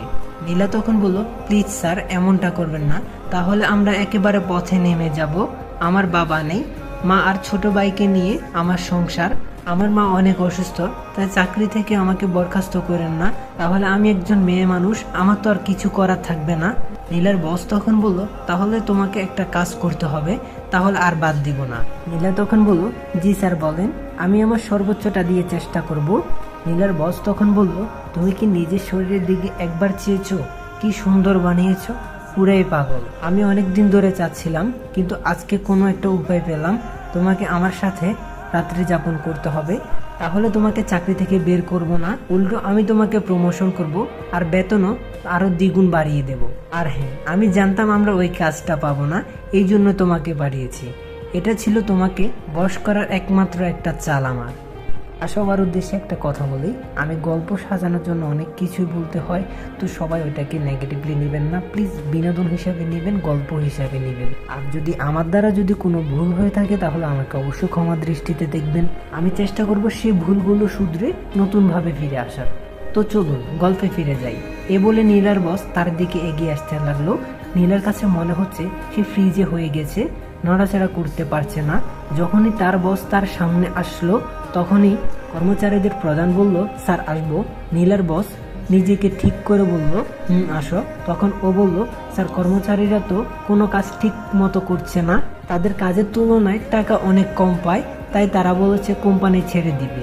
নীলার বস তখন বলল, না এখন বাড়ানো হবে না, ওদের কাজ করতে বলো, পরে বেতন বাড়িয়ে দিব। নীলার বস মনে মনে বলছে, তোমরা কাজ করতে থাকো, তোমাদের বেতন আমি কখনোই বাড়াবো না। ওদের কথার মাঝে নীলা এসে পড়ে, তাই টেবিলে আর ডেস্কে এসে কিছু কাজ করতে থাকে। নীলা যে চলে গেছে তার দিকে খেয়ালই করেনি তার বস। নীলার বসের কথা শুনে কর্মচারীদের প্রধান বলল, আচ্ছা ঠিক আছে। এই বলে সে সেখান থেকে চলে আসে। তারপর নীলার বস খেয়াল করলো নীলা সেইখানে নেই। তখন সে ডাকতে লাগলো সিকিউরিটি। সিকিউরিটি এসে বলল, জি স্যার বলুন। নীলার বস বলল, নীলাকে আমার রুমে আসতে বলল। সিকিউরিটি বলল, আচ্ছা স্যার। তারপর সিকিউরিটি নীলার টেবিলে গিয়ে বলল, স্যার আপনাকে তার রুমে ডেকেছেন। নীলা তখন বলল, আপনি যান, আমি আসছি। তখন সিকিউরিটি চলে গেল। তার কিছুক্ষণ পরে নীলা তার বসের কাছে গেল। নীলার বস বলল, তা কি ভাবলে তুমি? নীলা তখন বলল, এটা নিন স্যার। বস বলল, এটা কি? নীলা তখন বলল, রিজেন্ট লেটার। আমি আজকে থেকে আর আপনার এখানে কাজ করব না, তবে স্যার একটা কথা শুনেন, কখনো কারো দুর্বলতায় হাত দিবেন না, এমনও একদিন আসবে সেই হাত হয়তো ভেঙে যেতে পারে। বিদায় স্যার। এই বলে নীলা চলে আসে। নীলার বস তখন বলল, শকুনের দোয়ায় গরু মরে না, এবার বর্তমানে আসি। তখনই নীলা খেয়াল করলো আমার চোখে পানি। নীলা তখন বলল, আপনি কাঁদছেন কেন? তখন আমি বললাম, না তো, বাদ দাও, আসলে ওর প্রতি আমার কেন জানি একটা মায়া কাজ করছে। তখন আমি বললাম, আচ্ছা সত্যি কি তোমার বাবা নেই? নীলা তখন বলল, সত্যি বলতে বাবা মারা যায়নি, তার প্রতি আমার খুবই ঘৃণা। আমার মাকে রেখে অন্য একটা মহিলাকে বিয়ে করেছে, এখানে কোনো খরচও দেয়নি। তারপর থেকে আমি কোনো রকমের সংসার চালাই, এখন একটা চাকরি জরুরি। আর তখনই তোমার সাথে আমার দেখা হলো। তখন আমি জয়কে কল করলাম। জয় বলল, বল। তখন আমি ওকে বললাম, আমার তো একজন পার্সোনাল সিকিউরিটি লাগবে। আগের জন তো চাকরি ছেড়ে চলে গেছে। তোর কোনো আপত্তি না থাকলে আমি আমার একজনকে নিযুক্ত করব, তুই কি বলিস? জয় তখন বলল, তোর জন্য লাগবে, আমি কি বলবো, যা ভালো হয় করে ফেল। তখন আমি বললাম, ওকে মাই ডিয়ার কলিজার বন্ধু। জয়ের সাথে কথা শেষ করে কলটা রাখলাম। তখন আমি নীলাকে বললাম, শুনো, কালকে থেকে তুমি আমাদের অফিসে কাজ করবে, আর তুমি আমি যাই বলবো তাই করবে। এক কথায় আমার কাজগুলো করে দেবে, তুমি আমার পার্সোনাল সিকিউরিটি। কথাটি অনেকটা একটু হেসেই বললাম। নীলা তখন বলল, তোমাকে অনেক ধন্যবাদ। আমি তখন বললাম, না না, বন্ধুদের মাঝে নো ধন্যবাদ, শুধু ট্রিট। নীলা তখন বলল, আচ্ছা দেব, ঠিক আছে। তার সাথে কথা বলে সে তার গন্তব্যের দিকে পা বাড়ালো, আর আমি বাড়ালাম আমার দিকে। চলে আসলাম অফিসে। জয় বলল, তোর জন্য কাকে সিকিউরিটি বানালি? তখন আমি বললাম, ওটা তোর জন্য সারপ্রাইজ, আর তুই তাকে চিনিসও। জয় তখন বলল, আচ্ছা দেখা যাক সে কবে থেকে চাকরিতে জয়েন করবে। তখন আমি বললাম, কালকে থেকে। জয় তখন বলল, আচ্ছা ঠিক আছে। জয় আমাকে বলল, আজকে বিকেলে আমার সাথে চল, এক জায়গায় ঘুরতে যাব। আমি তখন বললাম, কই যাবি? জয় তখন বলল, ওইটা তোর জন্য সারপ্রাইজ, যেমনটা তুই আমাকে বলেছিলি। তখন আমি বললাম, আচ্ছা তাই। সেদিন কাজ শেষ করে বিকেলে আমি আর জয় তার প্রাইভেট কার নিয়ে বের হলাম। আমাকে দেওয়া গাড়িটা ড্রাইভারকে বললাম বাসায় নিয়ে যেতে। এদিকে আমি নাইমের আম্মুকে কল করে বললাম, আন্টি, আমার আজকে বাসায় আসতে একটু লেট হবে, জয়ের সাথে এক জায়গায় যাচ্ছি। নাইমের মা বলল, ওকে তাড়াতাড়ি চলে এসো। আমি তখন বললাম, আচ্ছা ঠিক আছে। এই বলে ফোনটা রেখে দিলাম। আন্টি আমাকে নিজের বড় ছেলের মতো দেখে, আমি ওনার কাছে বড় ছেলে, আর নাইম ছোট। এদিকে জয় নিজে ড্রাইভিং করছিল, ও নিজে চললো নিজ গন্তব্যে। জয় তখন আমাকে হঠাৎ করে বলল, আচ্ছা দোস্ত, প্রেম করতে কি কি লাগে? তখন আমি বললাম, কেন, তুই প্রেম করিস নাকি? জয় তখন বলল, একটু একটু। তখন আমি বললাম, এই কবে থেকে? তুই তো আমাকে বললিসনি। জয় তখন বলল, আরে এক সপ্তাহ আগে ওর সাথে পরিচয়, কখনো সামনাসামনি দেখিনি, শুধু ওর সাথে কথা হয়েছে। তবে তোকে এখনই ওর ছবি দেখাবো না, ওই আজকে দেখা করতে বলেছে, আগে বল কি করব। তখন আমি বললাম, পছন্দ হলে ভালো, সরাসরি প্রপোজ করবি, তবে এখনই না করাটা ভালো, কিছুদিন যাক তারপরে। জয় তখন বলল, আচ্ছা ঠিক আছে। ওর সাথে কথা বলতে বলতে চলে আসলাম। গিয়ে একটা রেস্টুরেন্টের সামনে গিয়ে গাড়িটা দাঁড় করালো, মেন রোড থেকে কিছুটা ভেতরে, তবে বলা যায় বড় লোকদের রেস্টুরেন্ট। আমাকে নিয়ে জয় ভেতরে গেল। যাওয়ার পরে সাইডে একটা টেবিলে বসলাম, আর জয় মারিয়াকে ফোন দিল। আপনারা আবার হয়তো মারিয়াকে চিনবেন না, মারিয়া হলো জয়ের জিএফ। জয় মারিয়াকে বলছিল, এই কোথায় তুমি? মারিয়া বলল, এই তো চলে এসেছি। জয় বলল, আচ্ছা ঠিক আছে, তাড়াতাড়ি আসো। এই বলে জয় ফোন রেখে দিল। আমরা আরও কিছুক্ষণ কথা বলার পরে দেখলাম জয় হাত উঁচু করে কাকে যেন ইশারা করলো। আমি ওদিক তাকিয়ে দেখলাম একটা মেয়ে, হয়তো এটা জয়ের জিএফ হবে। আমি আর ওদিক তাকিয়ে আছি। মেয়েটা সুন্দর আছে, তবে আমার কেন জানি মনে হচ্ছে আগে কোথাও দেখেছি, ঠিক সেটা মনে আসছে না। মেয়েটা এসে আমাদের টেবিলে বসলো। তখন জয় তো বলল, কেমন আছো? মারিয়া বলল, ভালো আছি, তুমি কেমন আছো? জয় বলল, ভালো। আর হ্যাঁ, তোমার সাথে ওর পরিচয় করিয়ে দিই, ও হলো সাজিদ, আমার একমাত্র বেস্ট ফ্রেন্ড। তখন মেয়েটাও আমার দিকে তাকিয়ে আছে। তখন আমি বললাম, হ্যালো, আমি সাজিদ। মারিয়া বলল, আমি মারিয়া। তারপর কিছু খাবার অর্ডার দিল। আমরা সন্ধ্যার দিকে সেখান থেকে বের হয়ে আসলাম। আসার সময় আমি ড্রাইভিং করছি, আর পেছনে জয় এবং মারিয়ার কাছ থেকে বাসার ঠিকানা ম্যাপে সেট করে নিলাম। দেখলাম জয়দের বাসা থেকে প্রায় 1 ঘন্টা 30 মিনিট পথ দূরে হবে মারিয়াদের বাসা। তার ঠিকানা ম্যাপে থাকার কারণে আর কোনো সমস্যা হলো না। অপরদিকে ওরা দুজন পিছনে কথা বলছিল, তাদের কথা শোনার প্রয়োজন নেই। মারিয়াকে ওদের বাসার সামনে নামিয়ে দিয়ে আমি চললাম আমার বাসার দিকে, আর জয় পেছন থেকে সামনে এসে বসলো। আমার বাসায় আসার পরে জয় ওর গাড়ি নিয়ে চলে গেল। আমি সিঁড়ি বেয়ে উপরে উঠতে লাগলাম। আপনাদের একটা কথা বলে রাখি, এখানে আসার পরে মাঝে মাঝে আরাফাতের সাথে কথা হয়। আমি আমার ফ্ল্যাটে এসে কলিং বেল দিলাম, আর নাইম এসে দরজা খুলে দিল। এখন নাইমের পড়ালেখাও ঠিকঠাক মতো চলছে, আর আমার লেখাপড়া হয় মাঝে মাঝে। সকল কাজের মধ্যে দিয়ে পড়ালেখার করার সময় হয় না। আমি বাসায় গিয়ে আজকে কিছুক্ষণ পড়লাম। তারপর আন্টি এসে খাবারের জন্য ডাক দিলেন। তারপর খাওয়া শেষ করে এসে ফোন টিপতে শুরু করলাম। ফোন ব্যবহার করতে করতে কখন যে ঘুমিয়ে পড়ি তা নিজেও জানি না। পরের দিন সকালে আজানের সময় আমার ঘুম ভাঙে, আমি উঠে অজু করে নামাজ পড়ে নিলাম। তারপর সকালের খাবার খেয়ে অফিসের উদ্দেশ্যে বের হলাম। একটা রিক্সা নিয়ে অফিসের যাত্রা শুরু করলাম, কারণ ড্রাইভার বলল আমার গাড়িতে কি যেন সমস্যা হয়েছে, তাই গাড়িটি গ্যারেজে নিয়ে যেতে হবে। অপরদিকে নীলা আমার আগে অফিসে গিয়ে পৌঁছে গেছে, আর জয় নীলাকে দেখে অবাক হয়। জয় তখন নীলাকে বলল, আরে নীলা, তুমি আমাদের অফিসে কি মনে করে?